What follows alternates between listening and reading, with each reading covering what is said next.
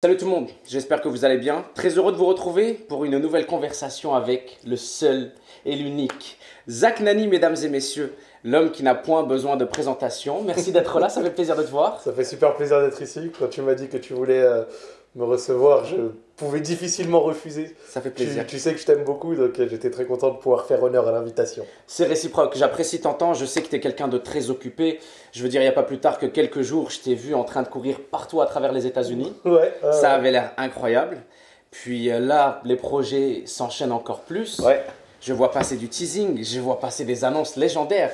Tu l'as décrit comme la plus grande annonce de ta carrière, non? ouais, exactement. La plus grande annonce de ma carrière, le fait de recevoir Karim Benzema, après 6 ans de Zach en roue libre, qui est mon émission d'interview. Depuis le temps, les gens ils connaissent ma passion pour le foot, donc ils me demandent ouais, reçois un footballeur, reçois un footballeur, reçois un footballeur. Et en fait, c'est très compliqué de recevoir un footballeur parce que tu dois parler avec les agents, les clubs, les mecs ne répondent pas ou ne se rendent pas compte. Bref, c'est très compliqué. Et en fait, là, j'ai eu l'opportunité de pouvoir discuter avec quelqu'un qui y travaille et ça a pu donner quelques mois après cette annonce que vous avez vue, donc je suis très content. Complètement incroyable. Félicitations, Zach. Merci. Félicitations, Merci. Zach. Non, franchement, alhamdoulilah, j'étais très content quand j'ai réussi à pouvoir le faire. Quand j'avais fait l'annonce, j'avais un peu d'appréhension, si tu veux être honnête. Je savais que les gens ne s'y attendaient pas du tout et allaient être très contents. Mais dans mon ventre, De l'appréhension. j'avais un peu. Ouais, un peu. L'appréhension, il y a une petite crainte, il y a un petit sentiment négatif. Ouais, Là-dedans, ouais, il ouais, ne c'est devrait vrai. pas y en avoir. Il devrait pas, mais en fait, je sais pas. J'avais C'est un tellement grand, je pense, c'est ça? Ouais, c'est tellement big, et même si tu te doutes que les réactions seront de manière écrasante positive, tu vois, et je suis quelqu'un qui croit, tu vois, qui croit beaucoup, et donc du coup, nécessairement, il y avait un côté un peu mauvais œil, un petit peu, La tu vois, haine, bien sûr. voilà, le haine, comme on dit chez nous, tu vois, donc nécessairement, j'avoue, au début, j'étais un petit peu... Allah Ibarak. Voilà, Allah ouais, Ibarak. ouais, tu vois, Allah du coup, Ibarak, j'étais un Allah petit Ibarak. peu comme ça, mais franchement, maintenant, là, ça fait plus de 24 heures, et je suis très content, donc franchement, ça va. Les retours étaient à la hauteur de l'annonce, sont à la hauteur de ton travail. Zach Nani, mesdames et messieurs, pour ceux qui découvrent, est créateur de contenu C'est depuis ça, plus de 10 ans, hein. c'est ça. Ça doit faire 11 ans. En fait, si tu veux, j'étais avant joueur Call of Duty, donc j'avais fait de la compétition, etc. Et après, je streamais il y a 10 ans. Ouais, j'étais sur la Millennium TV, je faisais plein de trucs comme ça. Donc je streamais du Call of Duty. Et ensuite, j'ai commencé YouTube en 2015, fin 2015. Et c'est là où, enfin, au cours 2015, et c'est là où j'ai vraiment commencé à être quelqu'un, à prendre la chose un peu plus au sérieux, à pouvoir en vivre et tout. Mais techniquement, du contenu, vu que j'ai commencé à streamer en 2012-13, ça fait 10 ans. Tu es là depuis le tout début des plateformes. Impressionnant, vous pouvez le retrouver partout, sur YouTube, sur Twitch, sur plusieurs chaînes YouTube aussi. Je vois que Ouais, tu tries bien ton contenu là. Tu as ta chaîne personnelle sur laquelle tu fais toujours tes vidéos. c'est ça. Tu as la chaîne télévision Ouais, c'est ça, sur exactement. laquelle tu produis ton contenu. C'est ça. Puis comment tu arrives à jongler avec tout ça? Tu as une équipe? Oui, j'ai une équipe. Je me suis bien entouré. J'ai une équipe avec un employé, j'ai un salarié à mi-temps. J'ai 2 alternants, Alex et Hugo, qui font du très bon travail. Donc Alex est à la production. J'ai Hugo qui gère la chaîne Replay d'une main de maître. Franchement, son travail est très très bon. J'ai Jarod, dont j'ai parlé juste avant, qui est à l'édito. Donc c'est lui mon salarié. Et ensuite, j'ai un chef de projet et un monteur. Mais eux, ils sont en auto-entrepreneur. Donc ils font autre chose à côté. Par exemple, mon monteur, il travaille aussi chez Gozulting. Il s'appelle Mathéo.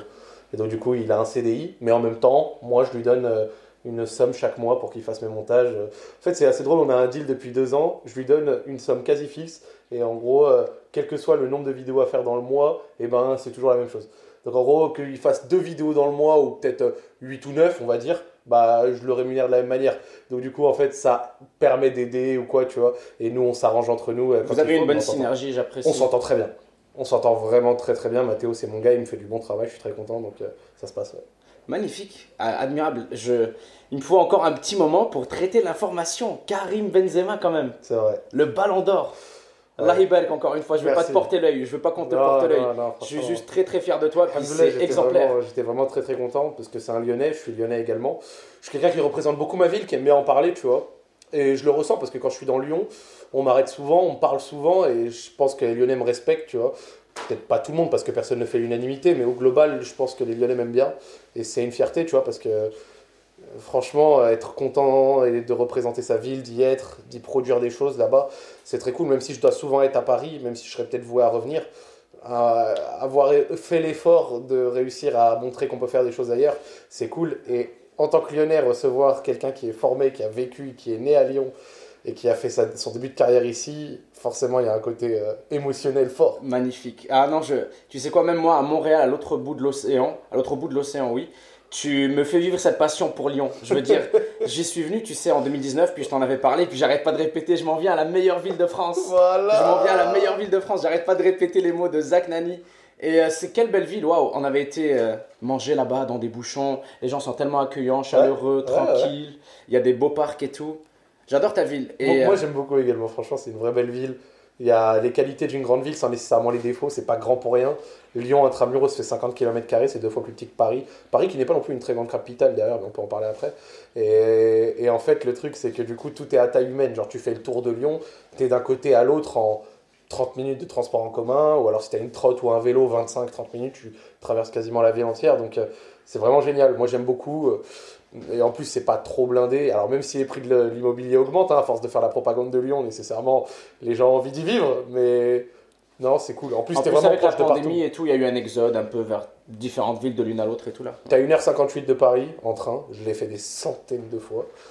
T'es à 1h30 de Marseille, donc la mer, etc. T'es central. T'es à 1h20 de Montpellier. T'es à 1h de la montagne. Donc, en fait, t'es vraiment proche de partout, tout en étant dans une ville qui a un gros hub. Donc, c'est super. J'adore. Ça donne envie, tu nous la vends tellement bien, mais en plus je sais de quoi tu parles parce que j'y ai été, comme je te l'ai dit. T'as un match, j'ai vu, tu joues au match d'Amine toi bientôt. France-Espagne, ouais. J'étais, alors c'était mon deuxième entraînement cet après-midi, le premier collectif. Ah, c'est pour ça que tu t'entraînais. Exactement. Tu me disais que tu été t'entraîner. On était avec Boumé, avec Amine, avec Billy, avec PA, avec Yas et tout, Brooks. Et ouais, je le prends au sérieux ce match, contrairement au match de légende où j'ai été extrêmement nul. Avec une compilation légendaire. Bah, du coup, en fait, cette fois, j'ai eu... on a le temps de s'organiser, d'avoir une préparation, de faire attention. Alors, moi, je suis pas quelqu'un qui est très fit, donc du coup, forcément, les efforts sont pas les mêmes pour moi. Je sais que je pars de plus loin. Mais cette fois, justement, je fais bien attention à ce que je mange, je contrôle, je m'entraîne. On a envie d'un petit peu effacer, tu vois, le match des légendes et réussir à donner une performance plus correcte, on va dire. J'en doute pas une seconde. C'est bientôt, c'est le 19 novembre, quelque chose Exactement. comme ça. Exactement, on est le 2, c'est donc 17 jours. Ça arrive et je pense que ça va être vraiment énervé. 20 000 personnes, c'est à Jean-Bouin, c'est juste à côté du Parc des Princes. Waouh, 20 000 personnes. 20 000 personnes sur place. Magnifique. Et c'est un très bon projet d'Amine, je suis très content. Ouais, grand chapeau bas. Amine, c'est et à quelqu'un l'incroyable à l'organisation derrière là, c'est monumental. C'est quelqu'un que je respecte énormément et il apporte beaucoup de projets, beaucoup de choses et je suis très content que ça réussisse pour lui. Je faisais des choses avec lui en 2019, 2018, avant même qu'il soit connu, quand il était encore quelqu'un qui écrivait notamment des vidéos pour d'autres personnes. C'est fou de dire ça. Ouais. Je m'excuse de t'interrompre. Non, tu fais du bien. 2018, 2019, il n'était pas connu. Là, aujourd'hui, c'est un nom que tout le monde connaît. Tout le monde sait qui est À Amine. l'époque, c'était vraiment qu'un tweetos, entre guillemets. Tu vois, genre, Ouais. c'est pas négatif de le Non, dire. non, mais non, par rapport à le chemin qu'il a fait est titanesque en seulement 3 ans. Quoi. Sur ma chaîne YouTube, il y a 3 ans, on avait fait un micro-trottoir à Châtelet avec Joël et lui. Où on avait fait des tests de géographie à des mecs et c'était assez marrant. De voir qu'en fait à l'époque il était pas connu du tout et tout, donc il y a plein de mecs qui étaient ouais c'est qui ce mec et tout, et 3 ans plus tard le gars c'est un des plus gros streamers français. La montée en gamme est assez impressionnante, fulgurante. Ça donnait quoi le résultat de test géographique des filles? C'est pas des filles, je t'ai dit on a testé des filles. des Français. Ah, j'ai entendu des Françaises en fait. Non, y a pas de souci. Des Français. On n'a pas spécialement fait des filles ou des gars. Non, j'ai entendu des Françaises. Et en fait, si tu veux, il y avait du bon, mais il y avait aussi du calamiteux. Mais en fait, pour être honnête, c'était assez drôle parce qu'à l'époque, en 2019, on voulait tester des choses, c'était tout pour le contenu. Donc j'étais avec Joël et tu vois comment il est Joël. J'adore Joël. J'adore Joël aussi. Et en fait, on était à Châtelet, il disait oh là, faut aller là-bas, là, faut aller interroger les fumeurs. Faut aller interroger les drogués.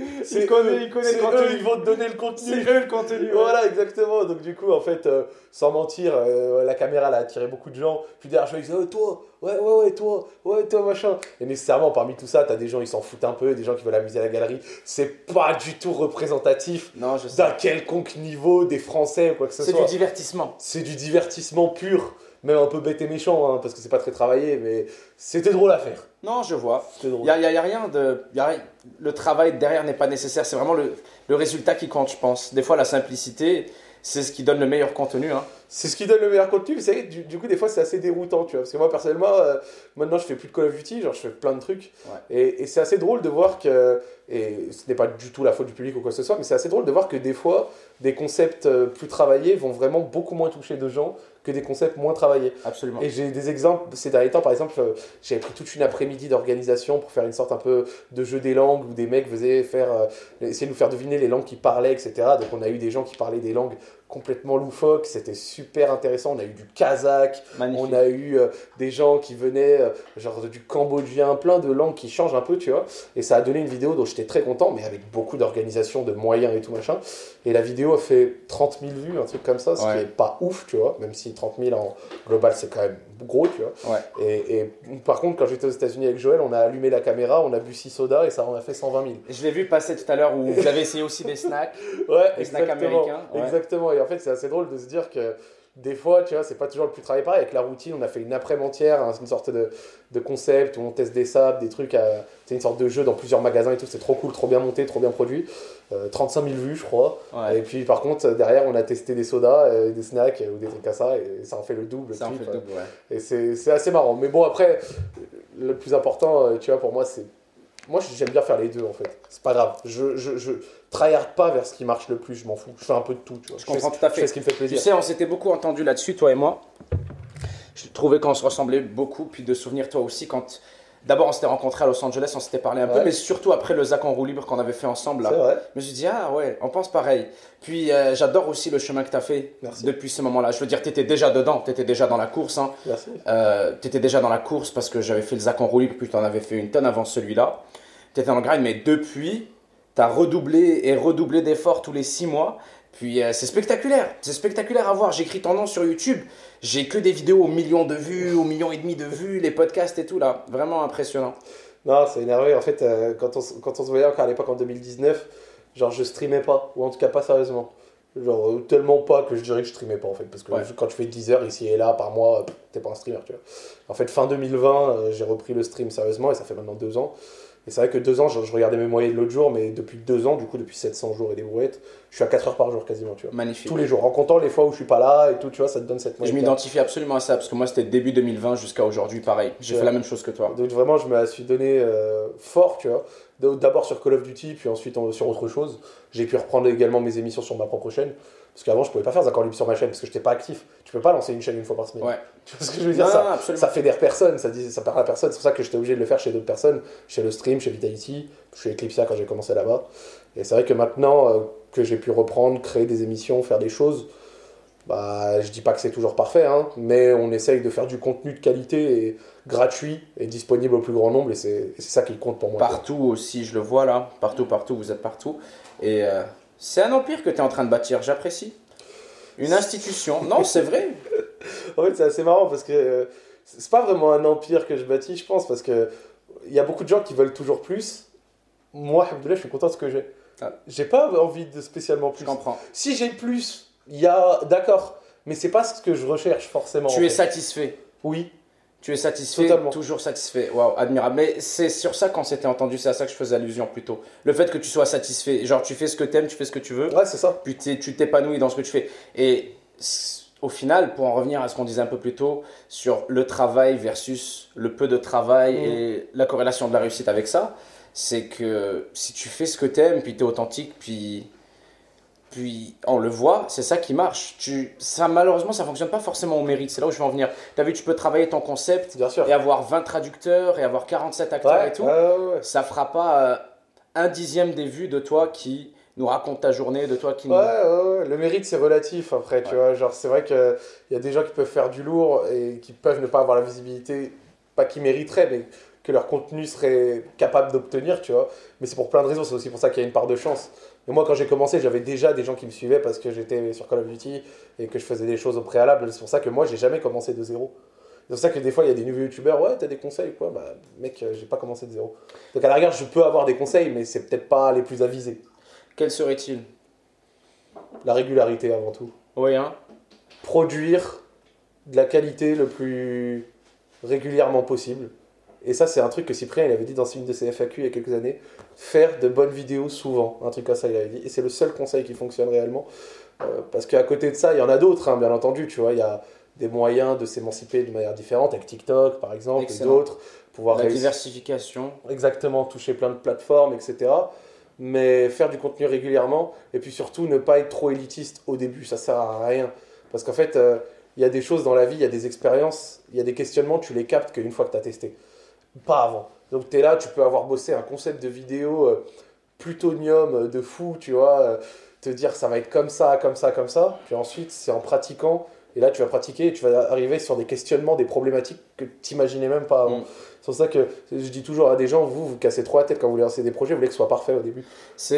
Moi, c'est un de mes vilains défauts aussi, c'est de commencer qui est le plus difficile pour moi toujours. Ouais. Planifier, essayer d'y réfléchir, essayer de le faire parfaitement. Et à chaque fois, je réalise la même chose, c'est quand je me lance que tout devient tellement facile et tellement clair. Non, faut faire. C'est vraiment le mot d'ordre. Personne ne se rappelle de tes premières vidéos, tout le monde s'en fout d'ailleurs de tes premières vidéos, de tes premiers contenus. Ça marche pas que dans le contenu d'ailleurs, hein, ça marche aussi dans les projets au global et dans plein de trucs. Genre, il faut d'abord faire pour ensuite choper l'expérience nécessaire pour faire de mieux en mieux. Mais ça, il y a encore beaucoup de gens qui ont un peu du mal à le comprendre, qui sont un peu figés un petit peu, tu vois. Et c'est dommage parce qu'en réalité, il y a des talents qui se brident de cette manière, tu vois. Il y a des talents qui se brident, je le pense. Je suis d'accord avec toi, j'ai vu beaucoup de mes amis qui aujourd'hui ont beaucoup monté et ont réussi à s'épanouir dans ce qu'ils font, mais après plusieurs années de questionnement, d'interrogation et juste d'incertitude. Mais j'apprécie les conseils. Moi, j'y ajouterais, je dirais, en plus de ce que tu as dit, c'est-à-dire faire des bonnes vidéos régulièrement, je pense c'est garder en tête que ça peut potentiellement ne jamais fonctionner. Oui. Ce côté réaliste là, de te dire, ça va peut-être jamais marcher ce que je fais. Et là, tu as une sérénité, je pense, tu as le combo parfait. Tu t'acharnes, tu produis, mais dans ta tête, tu sais que moins de 0,5% des gens réussissent. Pas pour être défaitiste ou pour être pessimiste, mais plutôt juste pour rester réaliste et ne pas être déçu, je pense. Ouais, non, mais c'est exactement ça. C'est normal de le dire et de le rappeler parce que c'est une réalité qui est difficile à contredire, tu vois. Mais après, il y a du monde quand même qui arrive à réussir maintenant. Putain, de plus en plus. Hein. Depuis le temps, on a croisé des centaines de milliers de contenus. De plus en plus. Maintenant, vraiment, le typique, je tombe sur des créateurs de contenu, tu vois des chaînes YouTube à 800K, le type, tu sais pas c'est qui. C'est même pas une insulte de le dire, non. que tu ne le connais pas. Ouais, absolument. Et pourtant, il fait des choses très intéressantes. Par exemple, il y a pas longtemps, j'ai découvert un mec qui s'appelle Sora. J'ai vu quasi 1 million d'abonnés, je connaissais ni la danse ni quelque chose de le mec fait des centaines de milliers de vues de fou. De vidéos de quel type? Alors, je saurais même pas te dire. Genre, ça avait l'air d'être sa tête ou plus des gameplays ou quoi? Non, pas du gameplay, c'était pas du gaming, il me semble. Après, peut-être qu'il a commencé par du gaming, mais à l'heure actuelle, non, il me semble pas. Et alors maintenant, tu ajoutes les TikTokers. C'est fou TikTok, hein. Tu t'y es mis un peu, j'imagine, avec ton podcast? Non. Pas encore? En fait, ou pas du tout prévu? Je paye un gars pour qu'il me le gère. Ah, mais c'est ça. Mais moi, je passe 0 minute dessus. Je comprends. Je passe 0 minute dessus parce que un des grands sujets de ma vie et dont j'ai beaucoup parlé depuis un an, c'est l'attention. Et en fait, je me suis rendu compte avec le temps à quel point les réseaux sociaux étaient faits d'une manière pour toujours capter ton attention au plus haut point possible.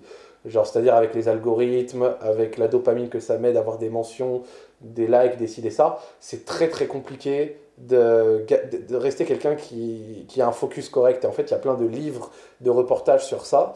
Et TikTok, c'est le summum de la perte d'attention. C'est-à-dire que je suis sur TikTok parce que, à mon échelle, il faut que j'y sois. Je sais que les gens aiment bien et consomment. Mais franchement, pas je regrette que cette application existe. Ça ne veut rien dire de dire ça. Mais si tu pourrais. Le principe même, en fait, du swipe à l'infini de 6 secondes comme ça, je pense que c'est pas fait. Genre, c'est pas sain pour un être humain. Ça ne l'est pas. Je pense que c'est pas sain parce qu'en fait, ça dégomme tous tes systèmes, enfin, ton système de plaisir, de dopamine, etc. dans ton cerveau parce qu'en fait, il est qu'à une portée de main, il n'y a pas de difficulté à l'avoir, tu vois. Et avec un algorithme qui est fait tout petits oignons pour être toujours de plus en plus engagé, 6 secondes, hop, 7 secondes, hop, 12 secondes, hop, 15 secondes. Et en fait, à la fin, tu passes des heures et ton attention devient ridicule, rikiki, et tu n'es plus capable de regarder des trucs longs, d'être concentré. Moi, j'étais arrivé à un point, tu vois, et ça c'était à cause, par exemple, de Twitter, des réseaux que je squattais souvent. J'avais du mal, alors que j'ai toujours été un grand lecteur, à lire un article de 15 lignes. Je comprends, tout à fait. Ce que tu décris. Tu as sûrement vu derrière nos écrans de fumée le documentaire là. Oui. Très cool, le référence à tout ce que tu racontes. Parce que autant Twitter, Instagram, Facebook et les réseaux sociaux ont été très nocifs pour les 10 dernières années, voire même un peu plus. Ouais. Mais là, TikTok, tu as raison, c'est un autre niveau de... C'est amené à un niveau beaucoup plus élevé, tu vois. Sincèrement, j'avoue, à être sur genre TikTok, c'est assez marrant. Il y a des bons créateurs et des choses cool qui font là-bas. Tu vois, je fais pas le vieux con en mode c'est le grand mal. T'inquiète, je ressens la même chose. Je m'identifie tout à fait à ce que tu dis. Mais dans le problème de l'attention, c'est porter à un niveau vraiment des personnes qui n'arrivent plus à se concentrer, à regarder un film sans aller checker un moment leur téléphone. Ils regardent les vidéos en x2. Là, ils sont en train d'écouter le podcast en x2. Tu vois, genre c'est vraiment un truc de zinzin. Genre notre attention nous est volée. J'ai lu un livre anglophone comme ça, c'est comment on nous vole notre attention. Et c'est vraiment quelque chose, c'est une problématique qui est réelle. En fait, c'est assez drôle parce que on vient de familles où très souvent, tu vois, quand je dis on, j'entends on au sens large, mais j'entends un peu nous deux parce qu'on a des familles arabes, tu vois, dans le même style, avec des cultures qui sont très proches. Mais on vient des familles où les écrans ont été très vite mal vus, la console et tout. Je parle au global, bien entendu. Mais moi, personnellement, mes parents font attention, nana, les jeux vidéo, ça peut rendre débile et tout, tu sais, le discours classique des années 2000-2010. Donc, du coup, ça a criminalisé, limite, de la mauvaise façon. Donc, il y a beaucoup de beaucoup de gens, vu qu'ils ont, tu vois, réussi à faire du jeu vidéo et à quand même avoir un parcours de vie qui est bon, ils pensent que du coup, en fait, il n'y a pas de... Enfin, c'était des discours alarmants pour rien. Mais derrière, il y a quand même une réalité, c'est celle que je viens de dire avec les réseaux sociaux, dont on vient de parler. Et elle, genre, à l'inverse, faut pas complètement refuser de dire, vu qu'en fait, on nous a peut-être trop pris la tête pour pas grand-chose quand on était jeune, bah du coup, il n'y a aucun mal qui sort de tout ça, en fait. Non, tout à fait. Écoute, tu l'as vu comment ces algorithmes, comme tu l'as dit, sont faits aux petits oignons pour attirer ou plutôt s'approprier le maximum de ton temps dans une journée. Ouais. Tu sais, les algorithmes, la fameuse anecdote de Amazon qui devine qu'une femme est enceinte avant la femme elle-même. Ouais. Juste parce que il y a des millions, des dizaines de millions de femmes enceintes, qui tombent enceintes. Et donc, Amazon va juste faire une corrélation entre les 50 millions de femmes qui ont acheté un test de grossesse et ceux qu'elles ont acheté avant le test de grossesse. Et genre, ils ont le comportement des 4 semaines avant. Fait que là, toi, tu vas acheter un certain combo de trucs sur Amazon, tu sais pas que tu es enceinte et ils vont commencer à te proposer des tests de grossesse et tout. Les algorithmes peuvent prédire ta grossesse avant toi et une tonne d'autres choses, mais c'est juste cet exemple qui est resté avec moi. Juste parce qu'on a les données de centaines de millions milliards d'utilisateurs. On sait exactement ce qu'ils font, comment ils le font et dans quel ordre ils le font. Donc, ils entreposent tout ça. Tac, tac, enfin, l'algorithme entrepose tout ça. Ouais, ils en ont déduit un pattern. Ça, et puis ils ont un pattern, puis ils peuvent prédire exactement quelle vidéo tu vas skip, quelle vidéo tu vas regarder. Puis c'est juste une guerre d'algorithmes. Aujourd'hui, même les créateurs de contenu de TikTok, comment dire, ils dansent avec l'algorithme. Oui, bah oui. Tu sais, tu crées du contenu pour l'algorithme. Tu nourris la bête, tu nourris le monstre. Ce n'est pas vraiment... non, je peux pas dire ce n'est pas vraiment de la créativité, loin de là. C'est très créatif TikTok. Mais c'est fou comment c'est dans notre face maintenant. C'est même plus subtil. Tu te rappelles de cette transition au début, à l'époque, là, tu faisais les vidéos Call of Duty, on faisait les vidéos, c'était plus... à propos de la communauté, qu'est-ce que la communauté veut, bien sûr, qu'est-ce qu'il y a à la mode, qu'est-ce que les gens veulent et tout. Mais maintenant, c'est plus quelle est la façon de faire, qu'est-ce que l'algorithme désire. Ouais. C'est terrible. En fait, si tu veux, il y a aussi un rapport qui est assez marrant sur ça, c'est le rapport à l'ennui. En fait, c'est vrai que, après, quand on se faisait chier, quand on était jeune, je suis pas là à dire que c'était une période dorée et que incroyable. À des moments, tu te fais chier, c'est horrible. Mais pose-toi la question, est-ce que ces dernières semaines, tu t'es ennuyé? T'as eu des moments où vraiment tu t'ennuyais? Honnêtement, non. En fait, j'ai l'impression que du coup, tout nous est tellement accessible facilement sans trop d'efforts, que ce soit avec les services à la demande, que ce soit avec les trucs sous algorithme, que ce soit, voilà, tu sais, des choses globales, qu'en fait, paradoxalement, en fait, tu vois, genre, on s'ennuie plus. Et donc, vu qu'on s'ennuie plus, bah, j'ai l'impression que c'est quelque chose qui, derrière, est un peu néfaste, tu vois. J'avais regardé la vidéo d'un youtubeur américain qui avait qui avait fait une sorte de détox d'écran, en fait. Internet détox, il avait fait. Et du coup, il avait passé une semaine entière sans réseaux sociaux, sans télé, sans Netflix, sans rien de tout ça. Ouais.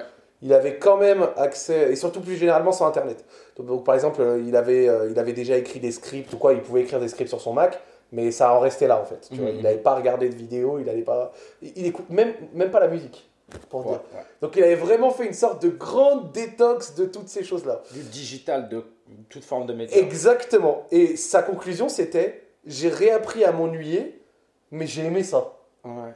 Il a réappris à faire des choses aussi bêtes que aller marcher dehors. Je pense qu'on s'ennuie d'une différente façon maintenant. Ah ouais? On s'ennuie, on est en train de scroll. Moi, je me fais jamais chier. Non, mais non, moi non plus. Mais je veux dire, indirectement, on se fait chier à passer 3 heures à scroll. Tu t'ennuies pas parce que tu es constamment stimulé, mais c'est une nouvelle forme d'ennui. C'est ennuyeux, c'est monotone, c'est robotique. C'est là que je veux dire, c'est peut-être pas le bon terme, mais au final, je trouve que ça revient au même que d'être oisif et de rien faire et d'essayer de trouver quelque chose à faire ou que de juste être là sur le téléphone. Bien sûr, bien sûr. Donc, moi, ça me fait peur, honnêtement, parce que je pense que c'est l'un des plus grands fléaux de notre société. Même temps, en tant que père de famille, ça te fait pas peur? Mec, tout à l'heure, quand on va à l'entraînement, il y a Amine et Billy qui sont très connus, notamment auprès des jeunes. Genre, moi, j'ai pas du tout une communauté de jeunes, tu vois. Moi, il n'y a pas d'enfant qui me reconnaît. Genre, vraiment, c'est tant mieux comme ça. C'est tant mieux. Et donc, parce que les enfants, ils sont très passionnés et à des moments, vraiment, ils s'en foutent de la chose. Et vraiment, tout à l'heure, quand on était au terrain de foot, c'était des hordes d'enfants, 8, 9, 10 ans, 11 ans, avec des grands smartphones, des téléphones grands comme ça. Amine, Billy et tout, on fait les photos, machin. Les mecs, limite, ils s'en foutent un petit peu, tu vois. Et genre, ils sont tous dans cette vibe, YouTube, tout ça, machin. Je le vois également parce que j'ai un de mes neveux qui a eu la tablette très jeune. Genre, le seul moyen de le rester calme, c'était de lui donner l'iPad et il restait calme pendant 6 heures, il parlait pas. Et par contre, derrière, vraiment, j'ai l'impression que risque d'y avoir un vrai problème dans les générations à venir de ce manque d'attention. Que ça va être une problématique peut-être de santé publique, tu vois. Bon, non, je trouve absolument pas que tu exagères. Moi, c'est là où je voulais en venir. Tu exprimes parfaitement. Je pose une question en ayant une longue pensée derrière la tête et je trouve que tu l'articules tellement bien, c'est parfait. C'est vrai, ça fait peur parce que ça change ta façon de voir le monde, de te voir toi-même, de tout, en fait, de tout faire. Et pour répondre à ta question, j'ai peur, mais c'est une peur saine et rationnelle. Au contraire, je me sens proche de ce monde, de ces dangers, et je le comprends. Et mon objectif va être de continuer de l'être et de ne pas finir largué, tu sais, et être le parent qui est en mode je sais pas, c'est des trucs de gamins là, ils aiment ça et je connais pas. Au contraire, je suis hyper conscient de ça. Je l'ai vécu un petit peu avec mes petites sœurs à l'âge de 12 ans, il y a quelques années. Mes 2 petites sœurs jumelles, elles, je leur ai toujours dit, les filles, il n'y a pas d'interdiction, mais je vous recommanderais vivement de ne pas avoir les réseaux sociaux. Je vous recommanderais de ne pas avoir Snapchat, pas avoir Instagram. Je leur ai expliqué pourquoi. Je leur ai dit juste vous vous ouvrez à des dangers, vous vous ouvrez genre à du contenu plus mature. C'est pas forcément pour vous. C'est un peu malsain. Et tu sais, tu peux pas vraiment contrôler un ado et lui dire quoi faire, quoi pas faire. Mais honnêtement, à ma grande surprise, elles m'ont suivi. Puis tu sais, elles ont pas eu de téléphone portable avant 14-15 ans. Puis elles n'ont pas eu de réseaux sociaux avant un bon moment. Puis c'est le cliché, tu sais, elles adorent lire des mangas. Elles ont découvert les mangas, elles collectionnent les mangas, elles dessinent, elles adorent dessiner. Bien sûr. Juste elles sortent, elles font des activités. Donc j'espère pouvoir guider mon fils un petit peu comme j'avais guidé mes petites sœurs.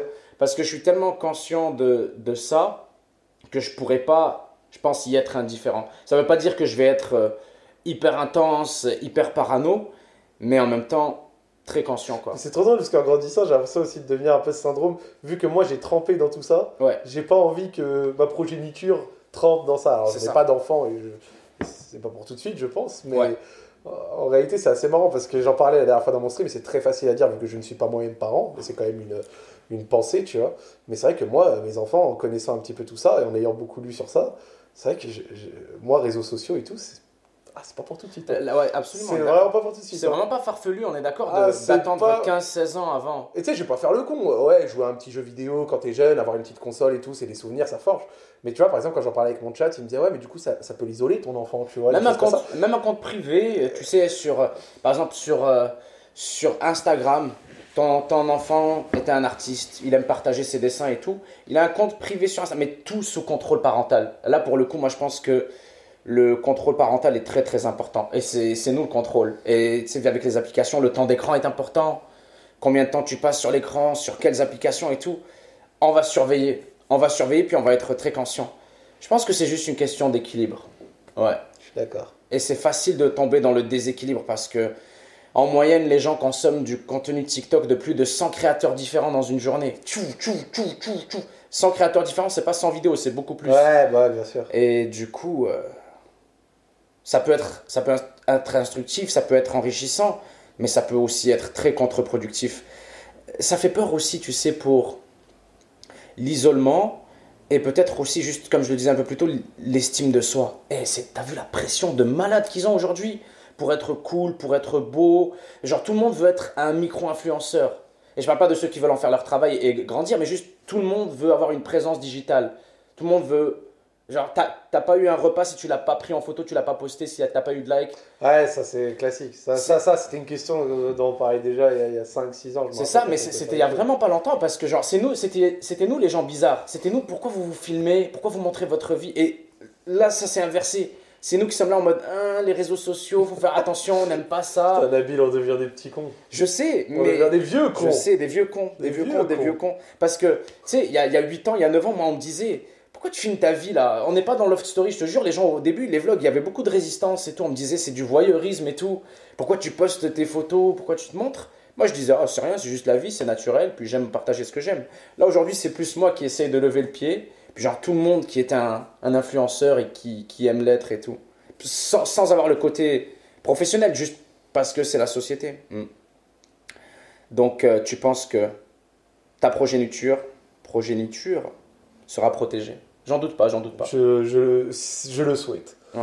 Après, je ne suis pas parent, encore une fois, et je pense que quand tu n'es pas parent, tu te fais des réflexions qui changent totalement quand une fois que tu l'es. Bah écoute, on parlait des iPad Kids, par exemple, moi, juste en général, en tant que papa, là, il y a un truc que je ne ferai jamais, que je ne fais jamais, c'est ma règle, c'est de juger l'éducation d'un autre parent. Ouais. Peu importe. Je peux avoir mes avis, je peux avoir mes a priori, je peux juger, mais jamais je l'exprimerai. Ouais, tu te les gardes. Ouais. Jamais. Genre, je peux ne pas être d'accord et tout, mais il se passe trop de choses dans la vie d'un parent, dans la vie d'un enfant, et ce tous les jours, et ça change. Tu peux jamais savoir. Tu vois un enfant sur son iPad pendant 4 heures, facile de dire, vas-y, c'est quoi ce gamin là, ça fait 4 heures qu'il est sur sa tablette, mais tu sais rien en fait. Il peut y avoir tellement de choses derrière, puis ça peut être juste, comme je t'ai dit, je le vois, avoir un enfant là, c'est tellement une table tournante à 10 000 km/h que je te jure, c'est... Une table tournante à 10 000 km/h. Ouais, c'est pas quelque chose que tu peux juger ou quoi, à moins d'être Pascal le grand frère là et d'habiter dans la maison pendant quelques jours, quelques semaines là. Ouais. Ça a bouleversé complètement ton rythme de vie? Très temporairement, étonnamment. Très temporairement, juste un petit peu au début, genre une question de quelques semaines. J'avais beaucoup d'appréhension et de peur, j'étais là. En fait, c'était délibéré de notre part, il a fallu qu'on décide de faire un enfant pour en avoir un. Et donc, c'était pas une surprise. Ouais. Mais ça l'a quand même été, tu sais, Nabil, c'est possible. C'était quand même une surprise. Mais je veux dire, on s'y attendait. Puis on est très chanceux parce que ça arrivait vite et tout. Mais à la seconde où tu apprends que tu vas être papa, en tout cas moi dans mon cas, la terreur s'est installée, gros. Peu importe à quel point c'était délibéré, volontaire. Tu vois, mais je sais même pas comment je vais le tenir, comment je vais être un père, comment je vais l'élever, comment je vais... Genre tout. Et là, je commence à lire des livres, je commence à regarder des vidéos. Ah, t'as lu des livres? Ah, gros, laisse tomber. J'ai acheté des collections et des collections de livres. J'ai regardé genre des cours d'université ou plutôt des profs de comportement pour bébés. Ils t'apprennent à faire des trucs. Puis chaque mois qui passe, j'ai de plus en plus peur et de plus en plus d'incertitude. Ouais. Jusqu'au moment où ça arrive, et c'est le truc le plus naturel, le plus beau et le plus facile, gros. Ouais. Genre, j'ai réalisé que t'aurais pu me foutre sur une île et j'aurais rien lu, rien vu du tout. Tu m'aurais ramené mon fils le jour J, j'aurais été le meilleur papa. On a tout le temps fait ça, on est fait pour faire ça. Pas tout le monde doit être parent, loin de là. Bien sûr. Loin de là. Mais on comprend ce que tu dis. C'est quelque chose de naturel, c'est un truc de fou. Magnifique. Genre, c'est mini toi, mini ta femme là, et tu le comprends, il te comprend, c'est rien. C'est exceptionnel. C'est rien, c'est naturel. Donc, ouais, un jour, plus tard, on espère. Inch'Allah. Parle-moi. Dis-moi. Des États-Unis. Ah. Parle-moi, Zach Nani, tournée des États-Unis. Ouais, c'était cool, ouais. Franchement, du coup, comme je t'ai dit, après 6 ans de Zach en roue libre, à voir toute la sphère internet française, plus ou moins, j'ai commencé à ouvrir un peu les horizons. Donc, ensuite, j'ai commencé à voir des gens hors internet. Donc, j'ai eu quelques sportifs, j'ai eu des gens qui n'étaient pas forcément sur internet, des rappeurs, des choses. Puis, nécessairement, en fait, je me suis dit, bon, après 120 épisodes, ce serait cool d'avoir autre chose que les Français. Parce que j'ai beaucoup de francophones. Et donc, du coup, c'est construit le projet Zach en roue libre États-Unis. Donc une tournée avec 4 épisodes avec des Américains.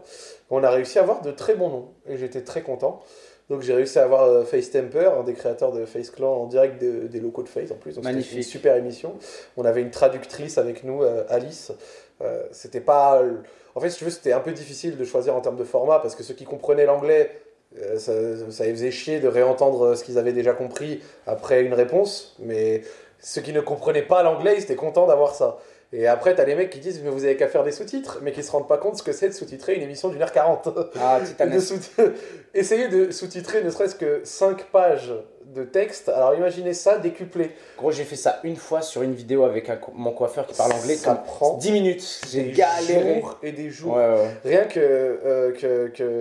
on va dire, genre traduire 10 minutes de vidéo, ça peut te prendre des heures. Ouais. Alors 1h30, ça rendrait tout le processus beaucoup plus compliqué. Alors Quelques qu'on avait dizaines d'heures, ouais. voilà, on avait un format où en fait, un peu comme par exemple tu regardes League of Legends, la LCK, quand les joueurs coréens finissent leur match, ils ont la traductrice à côté, ils donnent leur réponse, la traductrice traduit, et après ça s'enchaîne, tu vois. Et en fait, c'est ce qu'on a décidé de faire.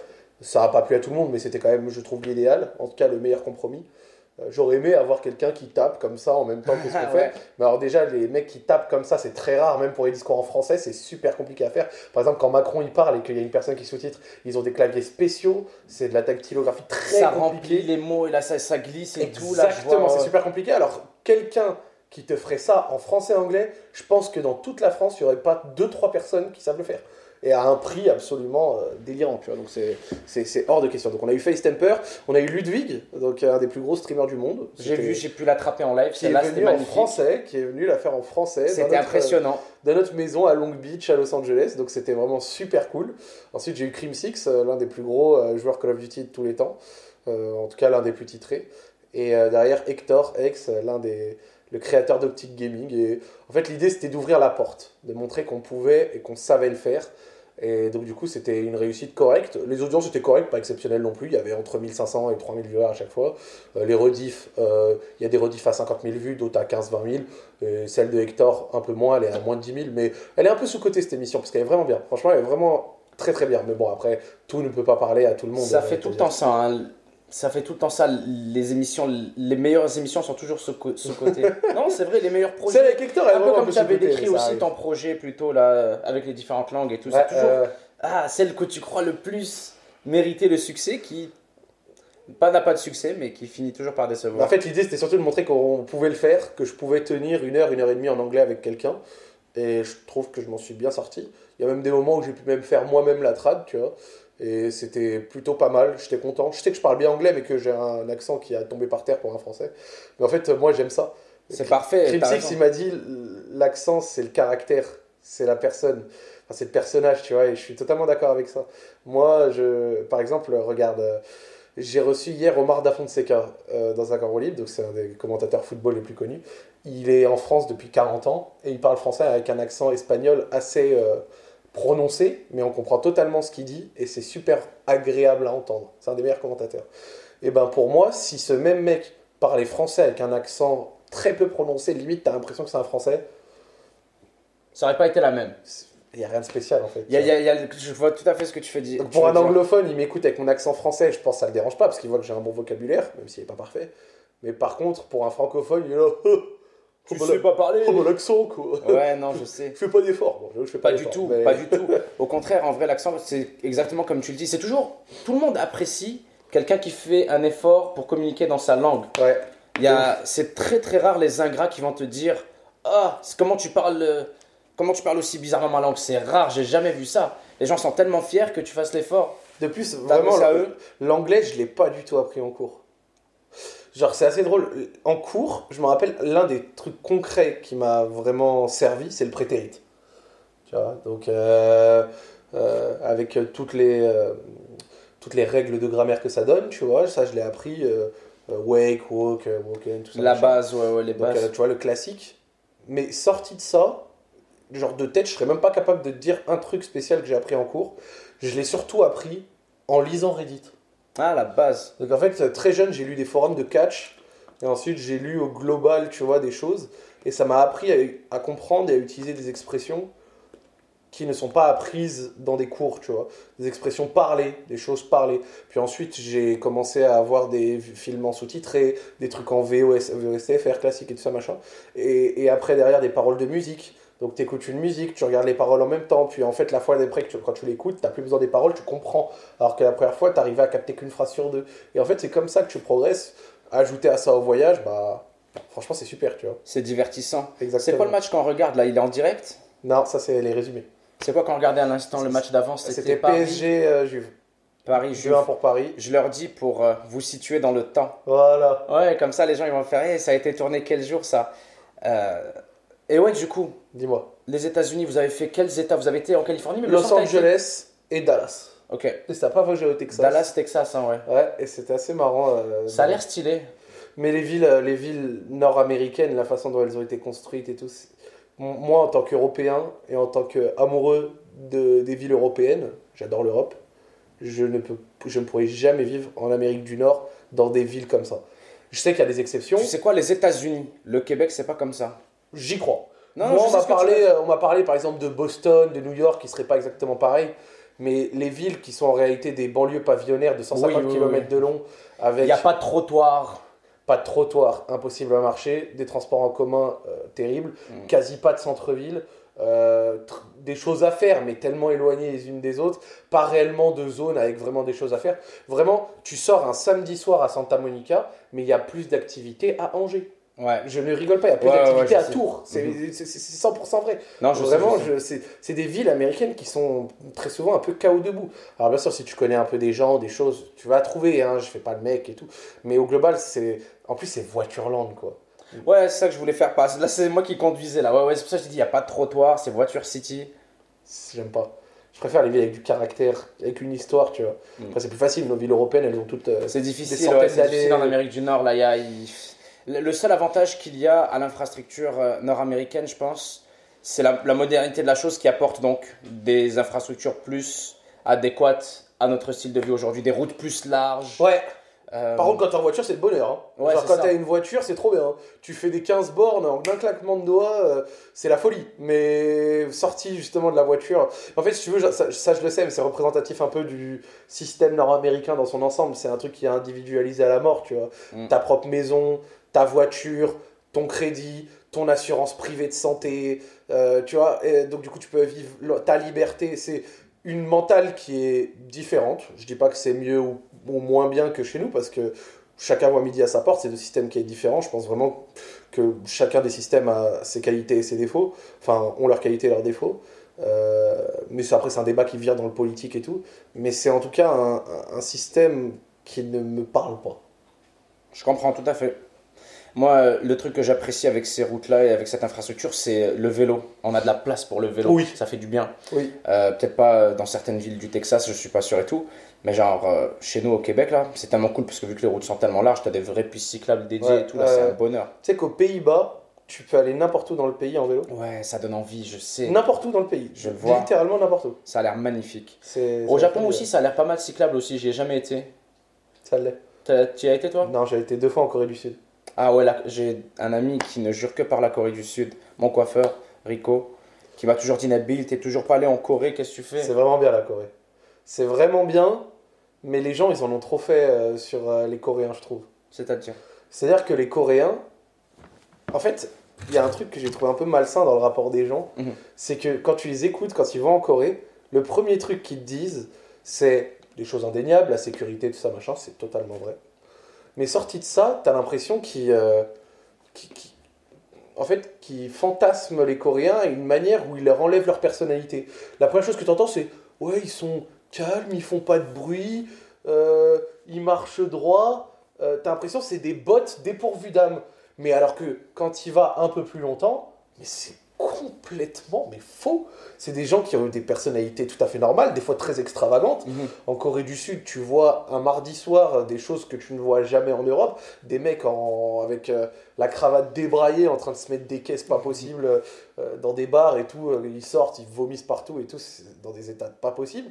Dans les transports en commun, tu vois des Coréens qui passent un coup de téléphone. Des fois, tu vois des vieux Coréens crier, hurler, parler à voix forte. À voix assez haute, tu vois, des choses comme ça. Mais un peu comme chez nous, tu vois. Non, mais en fait, les gens qui sont allés beaucoup là-bas, même si ça peut être un peu plus calme, tu vois, bah, mec, ils ont commencé, tu vois, à porter le truc à un niveau que j'ai trouvé qui était un peu malsain, tu vois. Je me dis, même si je suis coréen, moi, ça m'emmerderait. Tu les écoutes, t'as l'impression, les Coréens, pas de personnalité, ils sont tous pareils, calmes, on parle pas, on n'a pas de personnalité, on n'existe pas, on n'a rien à raconter, on fait pas de bruit, tu vois. Et donc du coup, j'étais, mais what the fuck, qu'est-ce que vous racontez? Les Coréens, ils sont Bon, bien entendu, culturellement, il y a un monde, tu vois. Mais même si Séoul, c'est très occidentalisé. Mais franchement, les Coréens, ils sont très cool. Moi, je les aime bien. Ils ont des personnalités qui sont variées et tout. Et ça a été une très belle expérience. Et quand j'y suis allé, j'ai bien kiffé. Malgré leur amour inconditionnel pour la viande. Et notamment pour la viande de porc. Hein. Alors là, moi, je pensais que j'étais un viandard. J'aimais bien la viande ici en France. Je vous annonce, hein, en France, on est nuls en termes de viande à côté d'eux. Pas que leur viande est meilleure, non. C'est que je trouve, en tout cas, j'ai eu l'impression qu'ils en mangeaient beaucoup plus que nous. Leur marinade, là, le bulgogi, moi j'aime bien leur bœuf mariné.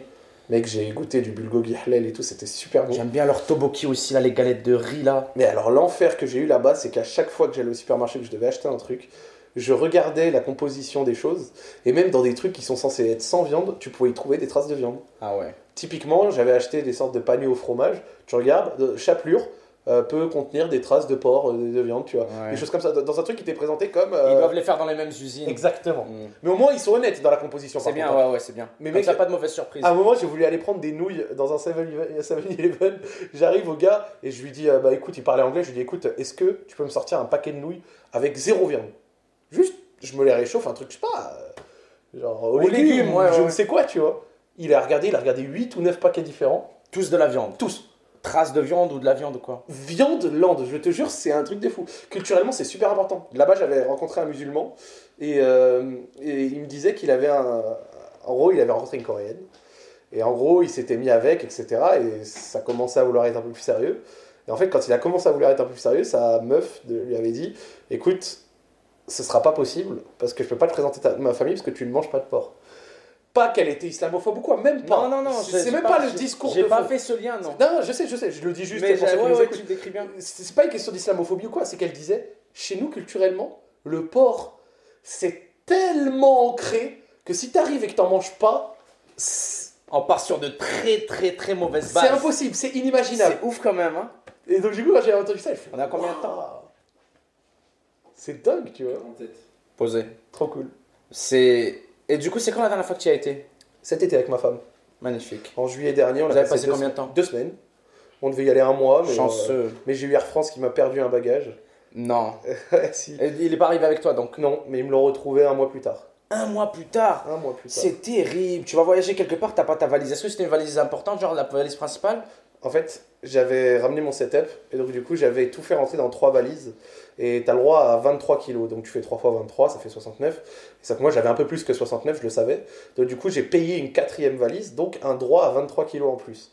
Et donc je l'avais déjà fait avec d'autres compagnies. J'arrive là-bas et je lui dis, bah écoutez, mes 3 valises, au lieu de faire 23, elles font 26, 27, 25, tu vois. Ouais. Sauf que j'ai une 4e à 23, donc en fait ça se compense, tu vois, je me dis. Et le gars me dit, non, ça marche pas comme ça et tout, faut que tu prennes un sac et que tu mettes des trucs dedans. Je lui dis ok, d'accord, il me sort un grand sac Air France, et là je prends un peu des 3 valises, des câbles ici, des choses là, des machins, des trucs. Je sais où ça s'en va, ça. Donc je le mets dans le sac que j'ai ramené, j'ai tout ramené en plus la veille du départ, parce qu'ils nous avaient donné la possibilité de le faire, et c'est ce sac qu'ils ont perdu. Terrible. Donc les 3 valises sont arrivées. T'as pioché un peu partout en plus, c'est même pas un... Exactement, donc il me manquait des câbles, il me manquait des machins, donc j'ai pu stream IRL, mais j'ai pas pu stream par exemple à des moments chill, posés, comme j'avais prévu de le faire, donc ça a un peu touché notre voyage et notre expérience. Sur le global, c'était bien. Le seul truc que je noterais, c'est n'allez pas en Corée en juillet ou en août. C'est très bien, hein, la Corée. Mais en juillet, en août, c'est la période des pluies. Mais au-delà de la période des pluies, parce qu'il n'a pas plu tant que ça, c'est surtout la période de la chaleur à 50% d'humidité. Et je vous jure qu'en Europe, ou en tout cas en France, ou peut-être à des endroits en France, je sais pas, mais on ne connaît pas ça. Ou en tout cas, je ne connaissais pas ça. C'est une chaleur qui te met une pression atmosphérique sur les épaules qui est monstrueuse. On était au 8e étage d'une tour. Il y avait la clim, déjà encore il y a la clim de partout, il faut que vous le mettiez en tête. Et en fait, on était dans un appart où il y avait un système de clim magnifique. Tu sortais sur le palier au 8e étage, t'avais une pression sur tes épaules comme ça. Ah ouais. Et il faisait chaud. Mais c'était pas une chaleur sèche, c'était une chaleur humide. C'est une chaleur qui te met la pression. Donc en fait, qui te fait transpirer et tout. Donc en fait, t'es pas dans un hammam, tu vois. En fait, si, c'est un peu l'équivalent. Ouais, t'es dans un hammam, mais en permanence. Ça. Voilà, c'est ça.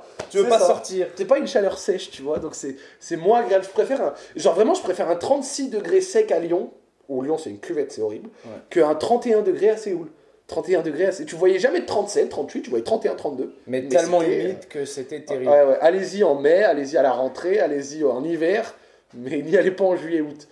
Ça va vraiment impacter votre voyage. Même si c'est cool par ailleurs quand même. C'est bon à savoir. C'est le Il y a conseil de beaucoup de gens qui considèrent. Tu es resté donc 2 semaines seulement à cause du setup. Ouais, je devais rester un mois. En fait, j'avais pris que l'aller, pas les retours. Ah oui, je comprends. Ouais, la base. Ils t'ont pas fait chier avec ça? Non.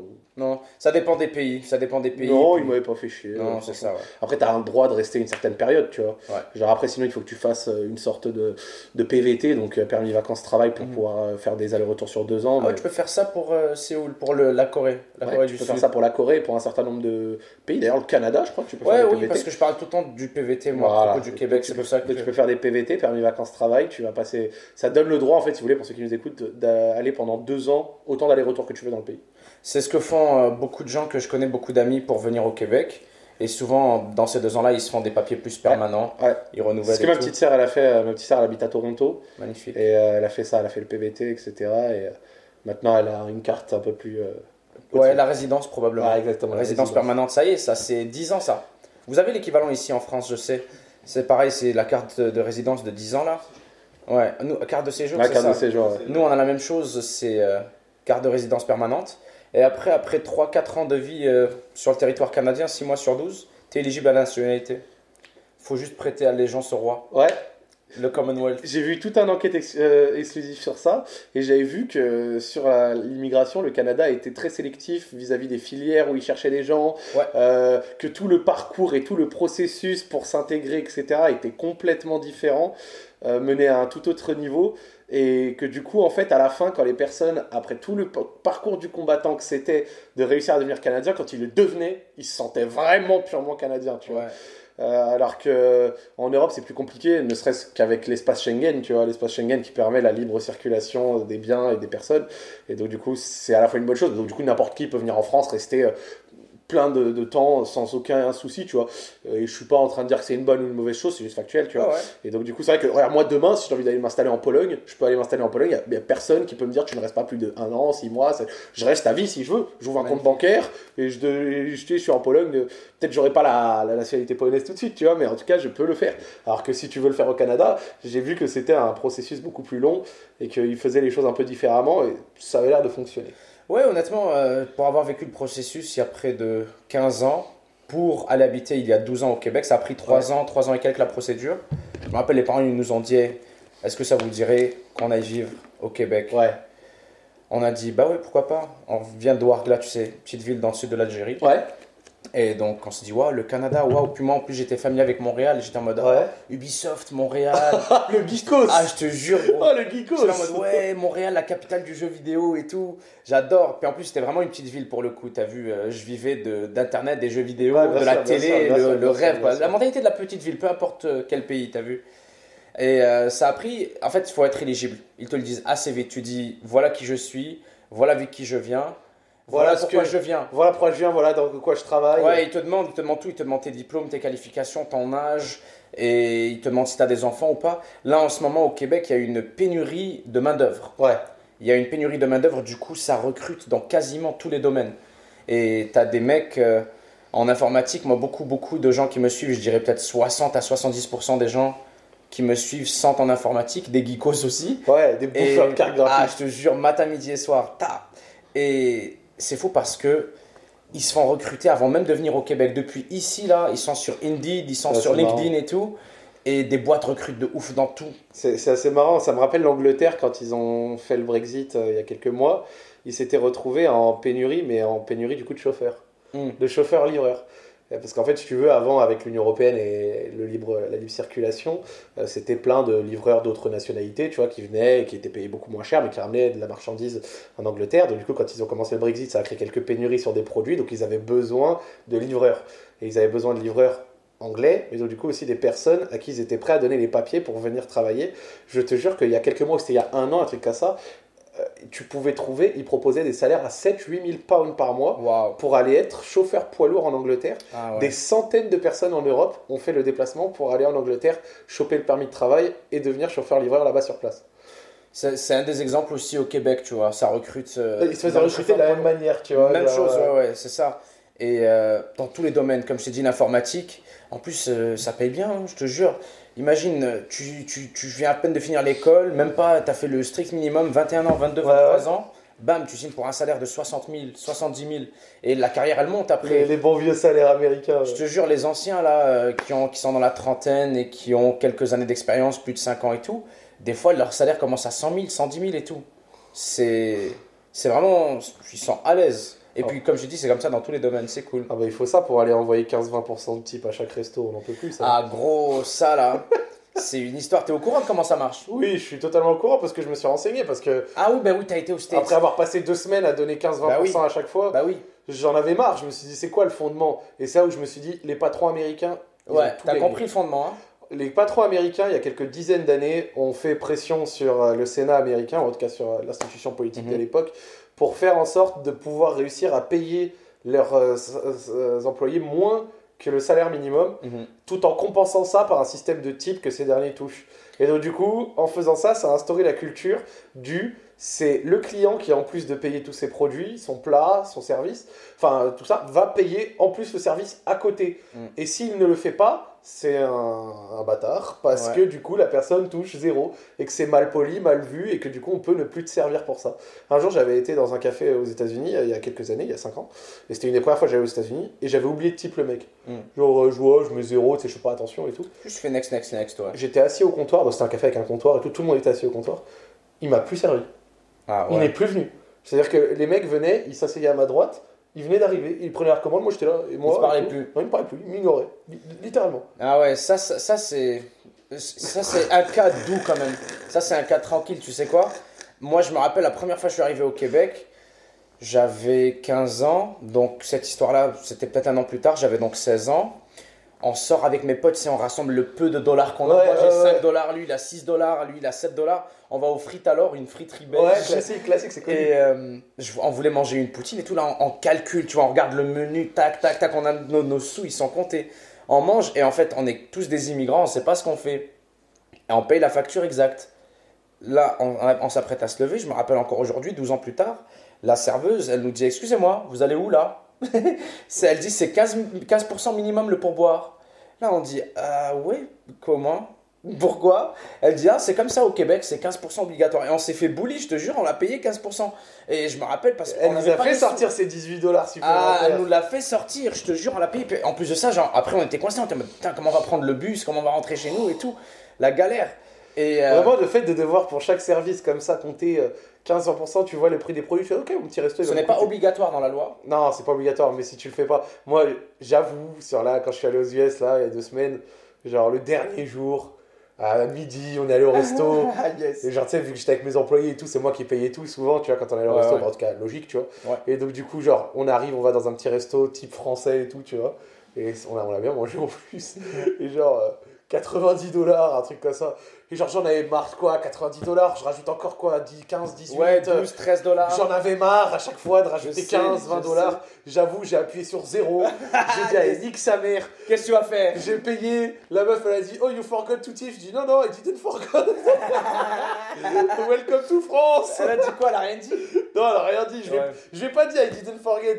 J'ai pas répondu parce que je vais pas non plus les faire la. Tu vois, je suis pas un enfoiré. En plus, on n'a pas payé à la fin, on a payé au tout début à la prise de commande. Tu vois. Ouais. Donc, du coup, tu vois, j'ai fait, hey, vas-y, c'est bon, franchement, je suis désolé, mais j'en ai marre là. En fait, à la fin, genre, en fait, c'est des bails où tu fais un resto, plus tu vas chez le coiffeur et tu vas dans un autre endroit où il y a un type. Et boum, à la fin de la journée, t'as acheté 60, 70, 80 dollars supplémentaires. Absolument. Pour tiper. C'est vrai que ça peut, quand t'es pas habitué en tout cas, ça peut rendre zinzin. Et c'est là où tu vois que le système américain, quand je t'ai dit, je sais pas si c'est du capitalisme ou je ne sais quoi, mais non, en vrai, c'est pas vraiment du capitalisme. Mais là où je pense que c'est du lobbyisme, comme tu l'as expliqué, c'est du lobbyisme des patrons. Les patrons sont trop forts. Aux États-Unis, ils ont réussi à instaurer cette règle de et en fait, eux, ils se dédouanent. Ils créent la guerre entre leurs employés qui sont affamés et leur clientèle qui aussi est affamée. C'est ça. Alors que tu vois, ici, bah, t'es patron, tu payes tes employés, tu proposes le service et le prix global comporte tout, tu vois. C'est ça. Et c'est vrai que. Et le pire de ça, c'est qu'en plus, tu vois, tu pourrais te dire, bah, du coup, vu qu'il y a ce système aux États-Unis, dans un resto, le patron ne paye pas les employés directement. Bah, du coup, les prix doivent pas être très chers. Non, du tout. C'est aussi cher, voire plus cher que chez nous. Absolument. Donc ton plat te coûte quasi aussi cher ou plus. Puis tu rajoutes 15%. Mais en plus, dans ce prix-là, il n'a pas payé son employé. Donc c'est vraiment une dinguerie. Voilà. Ouais, ils se permettent, donc, comme l'a expliqué Zach, de payer les employés moins que le salaire minimum. Exactement. Et du coup, ils disent, sous prétexte que leurs employés ont du type, ont du pourboire, donc légalement, ils peuvent se permettre de les payer moins. C'est ça. Et c'est terrible parce que, comme je te l'ai dit, après, ça fait juste la guéguerre entre la clientèle et les employés. Personnellement, je t'avoue, je laisse toujours mon 15%. Ouais, normal, je comprends, parce que c'est le pas système. respect pour le personnel, parce qu'ils sont pour rien, eux et tout. Mais, je sais pas, des fois, là, t'as un service de merde, des fois, t'as une personne, t'as pas envie de donner un pourboire et tout, c'est plus un pourboire. Ça me fait penser, j'ai fait une vidéo de bouffe il y a 2 jours, un gros Port City. Ouais. Et j'y exprime dedans maladroitement ma pensée. Et je dis, c'est 3 € le burger, c'est donné. J'avais limite envie de faire un don, de donner un tip, mais vous donnez pas de tip, vous, en France. Tout le monde l'a mal pris, attrape ma veste, Nabil. On n'est pas des radins, bien sûr que si, on donne des pourboires en France et tout. Mais moi, ce que je voulais dire, c'est que 95% des gens ne les donnent pas. Ouais, mais moi, ce que j'ai mal exprimé, c'est que au Québec, c'est obligatoire, c'est systématique le 15%. Bien sûr. Alors qu'en France, tu vois, jamais personne va te dire il est où mon pourboire. Je pense pas que ça arrive. Et pour la défense de certains établissements au Québec, souvent c'est les établissements un peu plus haut de gamme, un peu plus standing et tout. Ça te l'écrit directement dans le menu. Ça dit mais par contre, ça dit le 15% sera ajouté automatiquement à la facture. Ça te le dit. Ou alors, des fois, il est inclus dans le prix, mais c'est très très rare. 90% des enseignes, c'est tu dois le faire toi-même. Donc, tu rentres ta carte, tu as le prix. Là, tu fais next. D'ailleurs, t'as pas trouvé ça bizarre chez les Américains, comment tu leur donnes ta carte, ils partent avec? Ils partent avec. Moi, ça va encore. Ça va. Moi, je proposais des fois de laisser ma note ouverte et tout, je trouvais ça pratique, mais Ouais, ça oui, ça j'apprécie la note ouverte, comme ça tu recommandes. Mais quand tu dois payer une addition et que tu mets ta carte, là, ils partent avec. Ouais, ils partent avec, ils te la rendent. Je suis là en mode, qu'est-ce que tu fais? T'es en train de cloner ma carte et tout. Ça, j'entends, mais non, ça va pas. Non, mais pour revenir sur un truc, parce que j'aime bien, on divague, on discute et tout, mais en gros, le projet de ça quand même aux États-Unis, c'est surtout de montrer qu'on sait le faire. Et peut-être dans quelques mois, si j'ai envie de recevoir à nouveau des créateurs de contenu autres, c'est-à-dire anglais ou peut-être anglophone. Non, francophone quoi. Voilà, bah, au moins on a des trucs à lui montrer. On peut lui dire, regarde, on a reçu eux, ça s'est bien passé, les gens ont kiffé, il y avait de l'engouement. Genre typiquement, si j'ai envie d'aller chercher un créateur de contenu anglais, cette fois, peut-être je dis des bêtises, mais ce sera un rêve, mais un KSI ou un truc comme ça, bah il y a quelque chose à lui montrer. Lui dire, regarde, on l'a fait. Est-ce que ça te dit de... Le but, c'est de créer un pont entre des créateurs de contenu américains et une communauté française qui serait contente de l'écouter. Et en ce sens, je trouve que c'est réussi. Je valide tout à fait. Honnêtement, comme je t'ai dit, j'ai pu tomber en direct sur l'interview avec Ludwig. C'était magnifique. Puis c'était convivial. Puis de toute façon, je sais qui tu es, je sais ce que tu fais depuis le début. J'étais pas surpris de la qualité. Puis j'ai beaucoup apprécié d'ailleurs le layout, la décoration, la mise en scène, l'efficacité et tout là. Comment tu arrives, tu installes ton setup. L'équipe est très efficace et très réussie. Et je me disais, tu sais quoi, après Karim Benzema là, tu peux avoir n'importe qui. C'est vrai. Au-delà de ça va aider, oui, ça va aider. Au-delà du portfolio anglophone, je sais que KSI ou n'importe qui là, tu lui montres ça là, il va dire. Ah, ça va aider, c'est sûr. Dis-toi, j'ai la chance d'avoir la première interview de Karim Benzema après le Ballon d'Or. Genre ils en font une pour France Football, mais depuis il en a pas refait. En fait, si tu veux, à ce moment-là, à l'heure actuelle, il est vraiment demandé par l'entièreté des médias francophones, tu vois. Et ça c'est drôle parce que du coup, après l'annonce d'hier, il y a beaucoup de journalistes, des choses comme ça qui m'ont suivi, je les ai vus. Et en fait, bon, je le sais plus ou moins, mais il y a des gens des médias français traditionnels, quand ils ont vu la chose, ils l'ont mal pris. Oui, c'est normal. Ils ont dit... pourquoi lui? Ouais, c'est n'importe quoi, ouais, machin, ouais, blabla. Je m'en bats les couilles. Enfin, je m'en fous, tu vois. Mais en fait, ça m'a fait juste sourire, tu vois. J'étais bon, d'accord. Je comprends. Tu sais, ça me fait penser à Kendrick, par exemple, un artiste que j'aime beaucoup, qui lui ne donne jamais d'interview, mais qui a décidé de donner une interview à une brillante fille de 13 ans qui interviewe justement des rappeurs et tout. Et tu sais, ça parle tout le temps. Ça me fait penser aussi, tu sais, des fois, par exemple, un jeu, Overwatch 2, va sortir et faire sa promotion. Puis là, tu as tout le monde qui sent que Overwatch leur doit quelque chose en mode moi j'ai joué plus que lui, pourquoi c'est lui, pourquoi c'est pas moi. Oui. C'est un peu la même énergie, t'as vu, mais personne ne doit rien à personne. Personnellement, je pense que. En fait, si tu veux, le game de l'interview il est particulier parce que même moi j'avais ce défaut au début, mais c'est difficile quand tu es en interview de réussir à mettre suffisamment à l'aise la personne pour qu'elle puisse se découvrir et parler des choses dans le fond, parce que ça demande du travail, ça demande du temps et ça demande une capacité à mettre la personne confortablement, suffisamment confortable pour qu'elle puisse se livrer et à un moment parler sans voir le temps passer, comme typiquement là c'est ce qu'on fait. Et en fait, si tu veux, c'est l'atmosphère que j'ai essayé de créer dans un camp roue libre. Avant, j'avais des fois peut-être le défaut d'un peu avec le côté enjoué, etc. Peut-être à un moment couper la parole et tout sans faire exprès, comme dans une discussion entre potes. Et c'est une remarque qui m'a été faite à juste titre et sur laquelle j'essaie de travailler. Maintenant, si vous regardez les accords libres, je coupe quasi plus la parole. Ça peut arriver vite fait, mais bon, c'est plus du tout au niveau d'un 2018-2019, tu vois. Je peux compléter des phrases histoire de ah, tu vois ce que je veux. C'est la complicité. Voilà, c'est ça. Il y a des mecs, tu vois, par exemple, il va essayer de parler d'un truc, je vais dire ouais, ça, tu vois, et hop, tiens, c'est de la complicité. Mais en réalité, en fait, le truc, c'est parce que le format télé, avec les pubs, les musiques, les coupures, les 18 chroniqueurs autour de la table, la radio, avec les coupures, les pubs, les chroniqueurs. La deadline aussi. Les choses, et ben en fait, si tu veux, ça empêche d'aller dans le fond des choses. Et c'est le principal problème des interviews que je vois dans les autres formats, en fait. Et je trouve qu'une interview, si tu veux le faire correctement, faut vraiment aller au fond des choses, faut prendre le temps. Et paradoxalement, tout à l'heure, on parlait du manque d'attention, des choses comme ça. Mais j'ai aussi remarqué qu'il y a beaucoup de gens qui ont beaucoup moins de mal à écouter des choses plus longues. Genre, par exemple, en 2016, je trouve que c'était difficile de sortir des trucs d'une heure, 1h15, 30, 40. Les gens aimaient le dynamisme, ça pète et tout. Là, maintenant, tu vois, il y a beaucoup de gens, ils voient un truc d'1h30, ils sont contents. Je suis d'accord. Je le fais même dans mon contenu jeu vidéo. Des fois, je fais très souvent même des vidéos gameplay de 1h30. Ouais. Les gens, quand je fais 45 minutes, ils me disent tu saoules avec ta vidéo de 2 minutes. Je te jure, les gens, ils me cassent la tête quand je fais une vidéo de 45 minutes. Juste parce que, comme tu l'as dit, malgré la faible attention, il y a aussi une maturité des gens parce que je pense que ça vient avec l'âge. Beaucoup de gens sont occupés à travailler le télétravail, beaucoup de gens sont occupés à faire le ménage. Ils se mettent un petit truc en fond. Exactement. C'est le classique. Ouais, on vous accompagne probablement durant une activité, vous nous direz laquelle. Et on est à combien là, Ahmed? 1h06.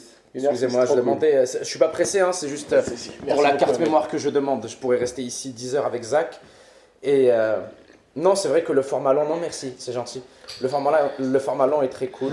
Mais tu sais quoi, genre on parlait de format long, de Benzema, que ça va m'ouvrir des portes et tout. En fait, je vais te dire un truc. Moi, cet été, j'ai pensé très sérieusement à tout arrêter. Intéressant. À tout arrêter, YouTube, Twitch, etc. Et j'avais retrouvé une grosse paix intérieure à partir du moment où j'ai accepté que j'avais envie d'arrêter. Je suis tout à fait en phase avec ça. L'été, parce que l'été c'est plus calme, il y a moins de choses, etc. Parce que quand tu es dans le rythme, tu es 2 émissions par semaine, plus des vidéos et des streams perso, tu es dans la machine à laver, c'est impossible de penser à autre chose. Par contre, l'été c'est plus calme, et c'est à ce moment-là, à tête reposée, que tu peux penser à ces choses-là.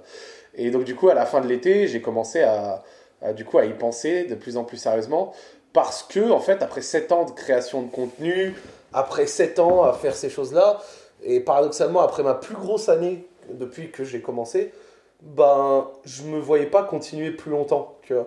Je pensais que j'avais un peu fait le tour et tout, tu vois. Et sincèrement, je me projetais plus. Le rythme de vie que ça demande, les défauts que ça a, ce métier, commençaient à prendre le pas sur le plaisir que ça m'apporte, en fait, si tu veux. Je suis pas Whitney Houston, je suis pas Michael Jackson, mais rien que le fait de se faire reconnaître dans la rue, d'être un personnage public, d'avoir une parole qui est suivie, un peu écoutée, le fait d'avoir un métier où il n'y a pas réellement de week-end, tu vois, le fait d'être, en gros, si tu veux, de jamais pouvoir réellement te projeter, tu vois, c'est des défauts qui ont commencé à me sortir, à vraiment pas m'oppresser, tu vois, parce que c'est un grand mot, tu vois, mais à me sortir par les yeux, j'ai envie de te dire. Et donc du coup, j'ai commencé à me dire, bah, en fait, j'aimerais bien connaître un...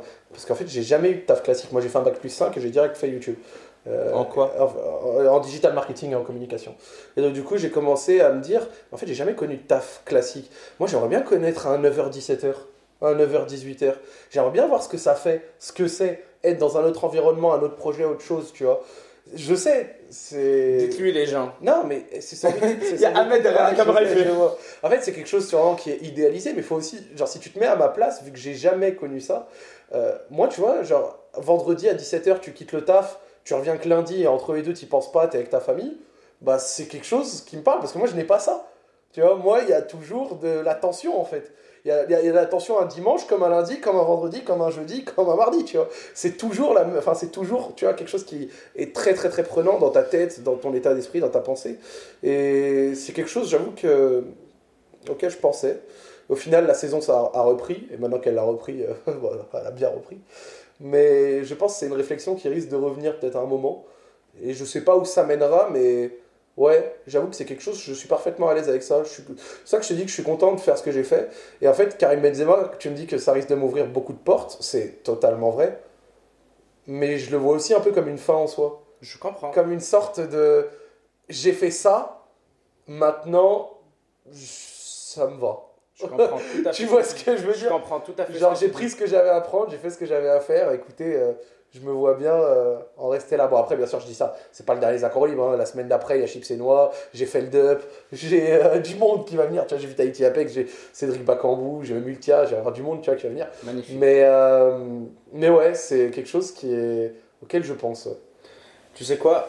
Je pense que tu devrais jamais t'en priver, mais juste de garder en tête que c'est pas obligé d'être permanent. Ouais. C'est genre, tu te dis j'arrête tout, mais pas pour toujours forcément. Moi, c'est un sentiment auquel je m'identifie énormément. De 2012 à aujourd'hui, les gens n'arrêtent pas de me dire I kill you le retour, Nabil est de retour. Je ne suis jamais parti. C'est juste que des fois, les gens me voient pas pendant 6 mois sur YouTube, mais c'est juste parce que ça me saoule, j'ai pas envie. Ouais, mais t'as pris un taf pendant ce temps-là, par exemple ou Non, tu je suis t'as sur chill Twitch par exemple. Ouais, Puis je suis pas sur Twitch, je fais de la télévision. mais tu taffes quand même, tu vois. Ah oui, oui, absolument. Mais après, c'est ce que tu pensais, toi. Tu as dit, je ferai un 9 à 5. Ouais, Tu mais je ferais un travail différent, tu vois. Un truc conventionnel. Ouais, c'est ça. Après, Ouais, je comprends. après, quand je dis un truc conventionnel, je parle pas d'un coup d'aller me mettre dans la métallurgie ou dans des trucs comme ça, tu vois. Mais je veux dire, bon. Tu pourrais être community manager avec ton bac, quelque chose de la sorte. Ouais, enfin, community manager, pas tant que ça, mais par exemple, je me voyais bien être à la direction de création de contenu, tu vois, pour des entreprises ou tu sais, dans des stratégies un petit peu marketing, mais marketing un peu digital, tu vois, la façon de faire les choses. Parce que je sais comment ça marche un petit peu, tu vois, les codes d'une plateforme comme YouTube, d'une plateforme comme... En fait, si tu veux, par exemple, ne serait-ce que dans l'e-sport, il y a tellement d'équipes qui ne savent pas faire du contenu ou ne savent pas comment réussir à connecter avec leurs fans. Et moi, quand je vais sur la page YouTube de certaines équipes e-sport, je regarde ce qu'ils font, je suis là, mais... Je ferais ça. Je pense que ce serait plutôt ça qui fonctionnerait. Mais pas par vanité en mode ah les mecs, vous savez comment je connais tout. C'est juste que mec, ça fait 7 ans que je fais ça. Donc au bout d'un moment, tu sais, c'est le garagiste quand il te dit comment remettre un truc en place, c'est pas de la vanité de sa part te dire c'est comme ça. Bah c'est pareil. Genre je pense que je connais certaines choses qui feraient que ça pourrait fonctionner. Je pourrais donner des services à d'autres, tu vois. Et c'est quelque chose que je m'étais dit. Et c'est vrai qu'avoir un travail plus conventionnel, redevenir un peu un monsieur tout le monde, c'est quelque chose qui... Ouais, c'est des choses qui me parlent en fait. Alors je sais pas si ça va arriver, hein, à tous les coups on parle de ça aujourd'hui, dans 1 an je suis encore là. Hein. Mais ouais, c'est des réflexions que je me pose. C'est des saines réflexions, je pense. J'y vois rien d'anormal ou quoi. Moi, tu le décris bien en plus. Je sais pas, t'as l'air très sain d'esprit, très réfléchi. Non, c'est vrai. Ouais. Mais après, tu vois, c'est aussi des choses qui attrait à tout ce que c'est, tu vois, d'être un créateur de contenu, comme je t'ai dit, toute la charge que ça demande, le fait d'être un personnage public et tout. Et même, tu le vois encore avec l'ambiance, les histoires récentes, ces trucs et tout ça, machin. C'est vrai que ça te met cette réflexion, tu vois, de manière assez forte, en fait, si tu veux. Je comprends. Moi, je pense qu'il faut s'en détacher complètement. Puis, il n'y a personne, je sais, d'aussi fidèle à lui-même et d'aussi authentique que toi. Donc, tu as juste à continuer de l'être dans le sens où je sais que le milieu peut être démoralisant, démotivant, comme tu le décris et tout. Mais c'est pas ce qui te fait, quoi. C'est pas ce... Ouais, bien sûr, bien sûr. Mais après, tu vois, moi aussi, j'ai mon lot de défauts. Hein. Dans ma vie, j'ai fait des choses que je regrette, j'ai fait des erreurs, j'ai fait des bêtises. Mais j'ai toujours essayé d'évoluer en tant qu'homme, tu vois. Je pense que j'ai évolué dans le bon sens par rapport à quelques années. Mais on a tous, tu vois, à des moments eu des périodes où on fait des choses qui sont pas bonnes, tu vois. Ouais. Et c'est vrai que quand tu es en plus un créateur de contenu, tu vois, une personne publique, c'est vrai que c'est difficile à des moments d'être...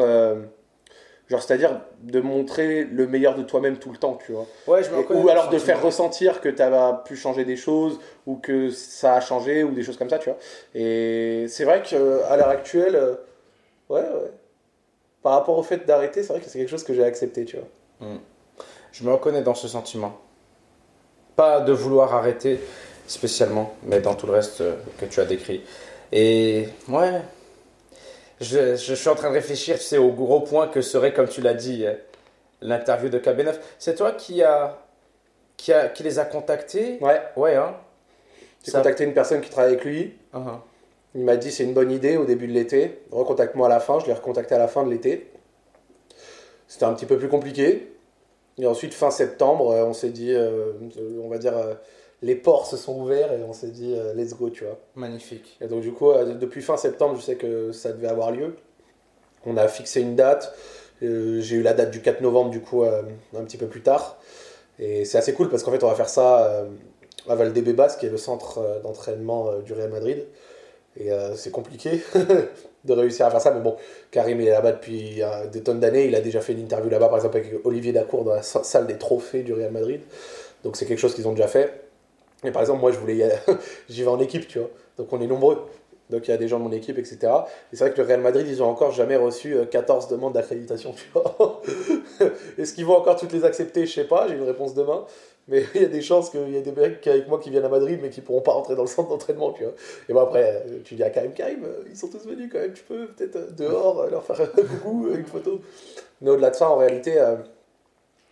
J'avoue, j'ai un peu la pression. Parce que, en fait, même si j'ai déjà fait des tonnes d'interviews, j'ai déjà fait le conducteur, le runner, je sais déjà exactement les points que je vais aborder avec lui. Je le connais à l'endroit et à l'envers, tout ce dont on a envie de parler. Mais j'avoue, tu sais, c'est quand même un gros projet, tu te dis, putain, comment ça va se passer, tu vois. Genre, t'es là en mode, le jour J, est-ce que Internet va fonctionner? Est-ce qu'il va y avoir un bug? Est-ce qu'il va y avoir un problème? Est-ce que demain, peut-être, la veille du truc, on va me dire, ouais, finalement, Karim, il peut pas, hop, c'est mort, et t'as fait toute une annonce pour rien du tout. Tu vois, genre, non, je comprends tout à fait. T'es un peu comme ça, tu vois. Je stresse pour toi, là. C'est ça. Jour J, s'il y a un imprévu, si tu vois, le feeling, il est pas ouf entre vous, tu vois. Genre, tu te poses la question, forcément. Et bon, je pense que ça devrait quand même le faire, mais c'est plutôt des questionnements qui sont avant l'émission, parce qu'une fois que c'est lancé, t'es dedans et t'y vas. Mais c'est présent, et c'est normal.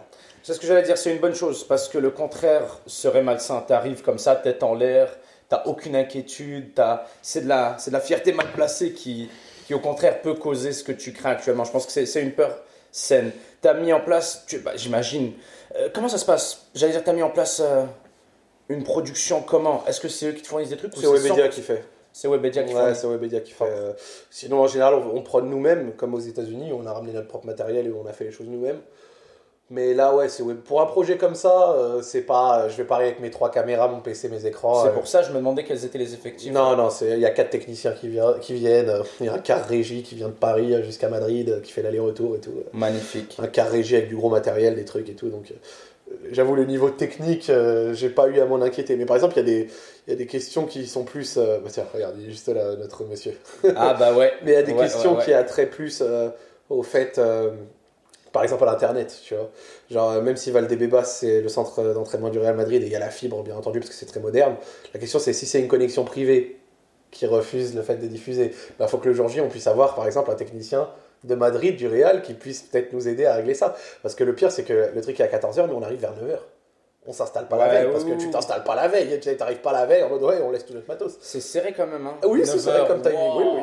Et c'est pour ça que... T'as 4 heures après la dernière heure pour t'asseoir et tout. Totalement.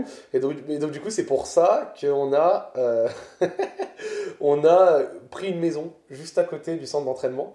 Et comme ça, si on arrive sur place et qu'il y a vraiment une grosse merde, genre vraiment ça marche pas, tu vois, on peut peut-être aller dans la maison. Tu vois, on peut aller dans la maison, il y a Internet fibré là-bas.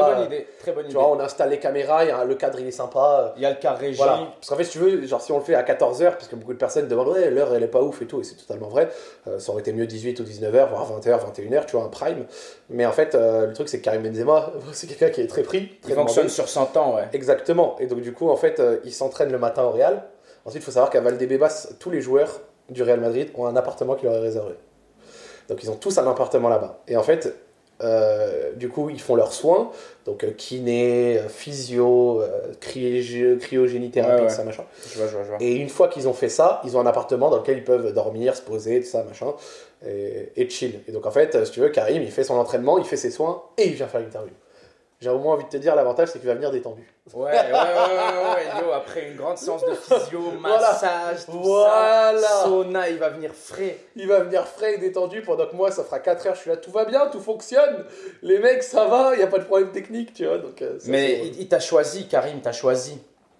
Je ne vais pas encore parler. En fait, j'ai vraiment parlé avec des personnes avec qui il travaille, mais je ne vais pas parler. J'ose croire, l'accepter après, bien sûr. Pas juste accepter, j'ose croire que la décision même ultime lui revient. Oui. Je pense pas qu'il fonctionne juste en mode vous êtes sûr, je dois le faire, oui. Je pense qu'il est en mode je vois ce gars-là, oui. je veux ce gars-là, il t'a choisi, tu vois. Je pense. Ouais. Je pense aussi. Un des trucs qui a beaucoup aidé en ce sens, je vais te le dire, c'est aussi d'avoir eu Cyril Gann. Ah oui. En début de saison, le premier épisode, je l'ai fait avec Cyril Gann.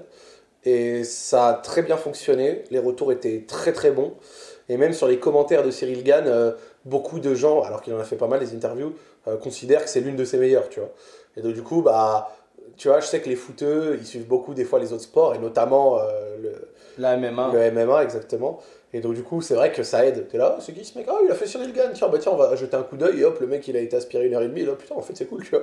Et donc du coup, je pense que peut-être que ça a une influence. Tu sais quoi, je lui demanderais. Ouais. Je vais lui demander, je vais dire, Karim, D'où tu me connais? t'as accepté pourquoi?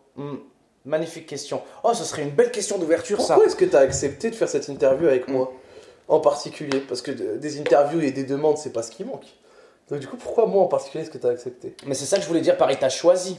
Ouais. C'est vraiment, c'est magnifique. C'est admirable, je trouve. En plus, j'aime beaucoup la ville de Madrid. Vous y êtes peut-être jamais allé. Moi, j'ai fait beaucoup de pays en Europe, 25, 26. Et enfin, quasi une trentaine de pays en Europe. Et Madrid, c'est vraiment super bien. C'est une très belle capitale, c'est une très très bonne capitale. Et c'est une capitale qui est surtout remplie d'un truc qui enjolive tout, c'est des espaces verts. Ah oui. C'est déjà très joli en son sein. Il y a le palais royal, il y a des jardins, il y a des trucs magnifiques. Mais il y a surtout, enfin des monuments et tout, mais il y a surtout énormément de parcs. Notamment à Madrid, il y a un parc qui est très connu qui s'appelle le parc du Retiro, il me semble. N'hésitez pas à me corriger dans les commentaires, mais il me semble que c'est le parc du Retiro. Et le parc Retiro, il est énervé, il est immense. En son sein, il y a une sorte de monument super joli à voir. Et c'est super. Moi, par exemple, je préfère 30 fois Madrid à Barcelone, tu vois. Moi, Barcelone, j'aime pas trop, tu vois. Et moi, le fait qu'il y ait la plage ou pas, je m'en fous, en fait. C'est pas un critère qui est premier. Mais tu me proposes une semaine à Madrid ou une semaine à Barcelone tout de suite. Mais même s'il faut payer 2 fois plus cher, je préfère à Madrid. Sincèrement. Vous y restez combien de temps? Un jour seulement. On n'a pas le temps. Okay, in and out. Bah oui, il y a toute la régie, ouais, le car, il y a tous les on reste employés. 24 heures, on repart le lendemain. En plus, l'émission elle sera de 14 à 15, 15h30, 16h. Pour l'instant, l'émission est prévue pour 1 heure. Mais je te parie si qu'on fera plus. Ouais, je suis persuadé que tu feras plus. On fera plus. Honnêtement, Karim a l'air d'être un bon gars. Toi, je te connais. Je pense qu'il va être à l'aise et qu'il va kiffer. C'est clair que ça va aller au-delà de l'heure. C'est le but, c'est le but. Après, bien sûr, ce sera pas 4 heures, tu vois, mais je pense que si on peut faire 1h30, voire 2, ce serait exceptionnel. Parce qu'en fait, il a une carrière tellement énorme que si on fait qu'1 heure, ce qui est toujours une possibilité, je vais devoir raboter certains trucs. Et crois-moi, les gens, ils se doutent pas, mais quand tu es dans une émission et que tu as prévu trop de questions et que tu dois respecter un timing, sache que c'est un talent de savoir décider de quoi tu vas te passer pour avoir quand même une finalité qui est cohérente et de qualité. Et ça, j'ai déjà eu à le faire. Et croyez-moi, c'est pas si facile que ça de décider, ok, donc là maintenant, je suis en situation réelle, je vois à peu près le timing qui me reste, j'ai pas encore tout abordé, je dois sauter des trucs, qu'est-ce qui doit sauter, mais qui va pas trop impacter non plus la qualité de la chose. Là, pour te dire, j'ai 6 pages de questions. Des fois, je fais 1h30 avec des gens avec 3 pages. Là, j'ai 6. Et tu te poses toutes ces questions et tu as toutes ces réactions et tout en même temps que tu es en train d'interagir avec ton invité. Oui. En même temps que tu es en train de tenir la conversation, de discuter, de rester attentif, tu es en train de réfléchir à qu'est-ce que tu gardes, qu'est-ce que tu fais, dans quel rythme. Exactement. Magnifique. Parce qu'en plus, un des autres trucs que j'essaye de faire dans un cours libre tout le temps, c'est de faire en sorte que la personne ne vienne pas forcément... ne vienne pas répéter des choses qu'elle a déjà dit ailleurs. Si c'est des choses essentielles et courtes, oui, alors je peux la faire répéter. Mais j'ai pas envie qu'il passe des minutes et des minutes et des minutes à redire des choses qu'on l'a déjà entendues ailleurs. C'est pour ça que quand je prépare un sac en roue libre, j'écoute toujours les interviews précédentes des gens. Et comme ça, je peux rebondir à la rigueur sur des choses qu'il a pu dire il y a 2 ans, il y a 3 ans. Ça fait des pistes d'ouverture qui est bien. Le mec se dit, ah ouais, putain, il a fait du travail et tout, c'est cool, tu vois, il a pris le temps d'écouter ce que j'avais à dire et tout, c'est agréable. Mais donc du coup, par exemple, tu vois, typiquement, Karim Benzema, un des sujets sur lesquels il s'est beaucoup exprimé, c'était sa relation avec José Mourinho, qui était un de ses coachs, en 2011. Et en fait, si tu veux, typiquement, José Mourinho, même si beaucoup de personnes peuvent attendre à ce que je lui en demande, il a déjà parlé de ça dans plusieurs interviews. Bah, typiquement, je vais pas trop l'aborder. C'est ce qu'il faut faire. Je vais plutôt lui parler d'autres choses, tu vois. Des fois, Absolument. des choses plus foot, des fois, des choses plus concrètes, tu vois. En plus, c'est tellement cool parce que c'est ton domaine. C'est un grand footeux, toi. Oui. Et c'est pas parfait. très bon au football moi-même, mais je porte une passion pour ce sport qui date de mon plus jeune âge. En plus, c'est un Lyonnais aussi, Karim, on disait tout à l'heure. La connexion est là. Bien sûr. La connexion est magnifique. Il a 5 ans de plus que moi. 5 ou 6 ans. Non, Quasiment la même chose. Non, il a eu 8 ans de plus que moi, pardon. Il a 35 ans, j'en ai 27. 35 ans, ok. En fait, il est de la génération 87 et je suis 95. Mais il a connu la même ville que moi, et plus ou pro à une époque rapprochée, même si 8 ans, ça reste quand même gros. On connaît les mêmes choses. En fait, Karim ça m'étonnerait même pas que je lui sorte quelques références, par exemple un resto ou des conneries à la lyonnaise, et qu'il soit capable de dire « Ah ouais, bah, je connais sûr, ça, tu vois. » C'est sûr. Sans les dire, est-ce que tu as des questions qui, tu sais, vont être parfaites là? Qui vont taper? Ouais, qui vont taper, que genre les gens veulent avoir. T'en as déjà, j'imagine, une bonne pelletée? Ouais, bien sûr, j'ai beaucoup de questions. En fait, si tu veux, j'ai des questions notamment sur, j'ai des questions sur son après-carrière, j'ai des questions sur son rapport au consultant, j'ai des questions sur sa LDC de l'année dernière. Il a fait alors toi tu sais que tu suis pas trop, il a fait une Ligue des Champions qui est phénoménale, si tu veux. Et donc du coup sur la manière dont il a fait pour réussir à mentalement remettre des fois son équipe dedans alors que le Real se faisait rouler dessus, notamment contre Paris, avec un énorme triplé. Désolé. Ahmed. Désolé, Ahmed. Notre consultant foot, il est parti Notamment contre... Il est parti. J'avais un consultant foot, il était supposé prendre ma place pendant un petit moment pour que vous parliez foot, c'est pas grave. Non, notamment contre Paris. Par exemple, contre Manchester City, il a tiré une panenka dans un contexte qui est super compliqué en ayant raté ses 2 derniers penalties. Et avant la panenka, pendant 1 minute, il y a des joueurs de City qui viennent lui parler. Et donc, du coup, je vais lui dire, ils t'ont dit quoi? Ah, intéressant. Qu'est-ce qu'il te disait là, tu vois? J'ai envie de lui parler également de son rapport avec la BBC, donc la grosse attaque qu'il avait formée avec Cristiano Ronaldo et Bale, sur le fait que dans son papier avec France Football, par exemple, il avait parlé de son instinct de buteur, et que c'est un joueur beaucoup à l'instinct. Et pourtant, pendant plusieurs années, quand il était un peu au service de Cristiano Ronaldo, on avait l'impression qu'il avait un peu perdu cet instinct. Il se tâtait moins, c'était moins la folie, même s'il y avait une autre utilisation, bien sûr, tu vois. Et d'autres fois, des saisons moins bonnes que d'autres, tu vois, il n'y a pas de mal à le dire. Et en fait, la question c'est, est-ce que pendant ces années, il considérait qu'il avait peut-être un peu perdu cet instinct, ou peut-être mis de côté au service d'une cause plus grande? Mais tu vois, tout ça, c'est des trucs, j'ai envie de l'entendre. C'est magnifique. Tu vois. Mais moi, qui, comme tu l'as dit, qui suis un gros footix, qui regarde même pas du tout le foot, ça me fascine, j'ai hâte de l'écouter. Bien sûr. J'ai vraiment hâte. C'est la folie, franchement, j'espère que ça va être bien, et je pense qu'après ça, je vais prendre mon week-end. Tu l'auras bien mérité. Ouais, je vais rentrer samedi, je vais prendre un peu mon week-end. Ah, tu l'auras bien mérité. Fier de toi en tout cas, Merci. du parcours accompli. Merci. C'est du très très lourd. T'as vu ça? Plaisir. Merci. C'est magnifique. Et je sais pas, c'est comme tu mérites, puis genre tout ça se fait tellement naturellement parce que, comme tu l'as exprimé au début, ton but n'est pas de bâtir un empire ou de faire toujours plus gros. Et c'est ça qui t'arrive. Pas que tu bâtis un empire, mais que tu fais toujours plus gros. Bien sûr, on essaye de le faire et tout, tu vois, on essaye. En fait, ça fonctionne pas toujours, mais on essaye. Dis-toi un des trucs, parce que je sais que là, ça va sortir quand? Probablement demain. Demain? Ok. Donc sinon, au plus tard, après-demain. Après-demain? Ok, très bien. Mais en gros, si tu veux, genre une sorte de petit spoil, parce que de toute façon, ça va pas se passer, donc je peux le dire. Mais en gros, j'avais prévu à la fin de l'émission d'avoir l'intervention surprise d'un très très gros sportif qui lui poserait une question, en fait, si tu veux. Donc j'ai essayé de l'avoir, malheureusement ça l'a pas fait, mais parce que notamment par manque de temps, mais oh bordel, si ça l'avait fait, ça aurait cassé. C'est un très très très gros sportif, mais si ça l'avait fait, ça aurait venu poser une question à Karim. Il serait pas venu, mais il aurait envoyé un extrait. Ah, et donc du coup, Karim, il y a quelqu'un qui veut te parler là. Et là, boum, extrait, et c'est un sportif massif. Et ça aurait été exceptionnel que ça puisse se faire. En fait, il y a un monde où ça le fait peut-être. Donc du coup... C'est encore une possibilité. Voilà, genre c'est pas à 100% mort. Donc du coup, pour l'instant, je donnerai pas le blague. Tu fais bien, ouais, j'insisterai pas. En tout cas, ça reste une surprise si jamais ça le fait. Il faut. Mais c'était de l'ambition. Bien joué. Magnifique. Tu m'as parlé des invités que tu avais prévus. Ouais. Chips, Senois, Tadji Ultia, t'en as nommé pas mal, Feldup. Ouais, Feldup. Puis par la suite encore, est-ce que tu visualises ça loin ou juste tu laisses couler les prochains mois? Je devrais avoir, j'avais pu lui parler un petit peu à Popcorn, mais Squeezie était intéressé pour passer en janvier. Très cool. Puis après, derrière, on va finir la saison, hein, je pense, hein, une petite saison. J'ai pas spécialement après d'envie, mais je pense que je vais avoir, si le truc avec Karim Benzema se passe bien, je vais avoir des opportunités qui vont se mettre auxquelles j'aurais même pas pensé. Mais moi, je resterai toujours dans la finalité de ce que j'ai essayé de toujours faire, du contenu de qualité gratuit. Magnifique. Tout aussi simple que ça. Et tant que ça me permet de le faire, que ce soit haut, moins haut, quoi, je fais. Oui, je kiffe et tout. Après, ça a le succès que ça. J'aime bien, mais après, je vais pas faire le comédien bohème en mode ouais, moi, les chiffres, je m'en fous à 100% et tout. Quand je dis que j'ai pas envie de plus, c'est une réalité. Mais j'aime bien aussi quand il y a un minimum. T'as une relation saine avec. Ouais, c'est ça. T'aimes bien quand même savoir que t'es suivi, tu vois. Absolument. Genre, il y a une expression qui est assez marrante que j'avais eue. Genre, il faut le savoir faire, mais il faut le faire savoir quand même, tu vois. Excellent. Et donc, du coup, ça sert à rien d'avoir le savoir-faire si personne le sait. Ça sert à rien d'être trop fort sur un truc si personne le sait. Ouais. Enfin, pas que ça sert à rien, mais disons que ça limite un peu la portée de ta chose. Ouais. Et donc, du coup, j'avoue quand même que si je produis du banger et ou en tout cas, ce que je considère du banger, à la longue, il n'y a personne qui le suit. Bon, voilà. Il manque un truc. Ouais, il manque un truc. Mais après, derrière, je suis pas non plus omnibulé par il faut que.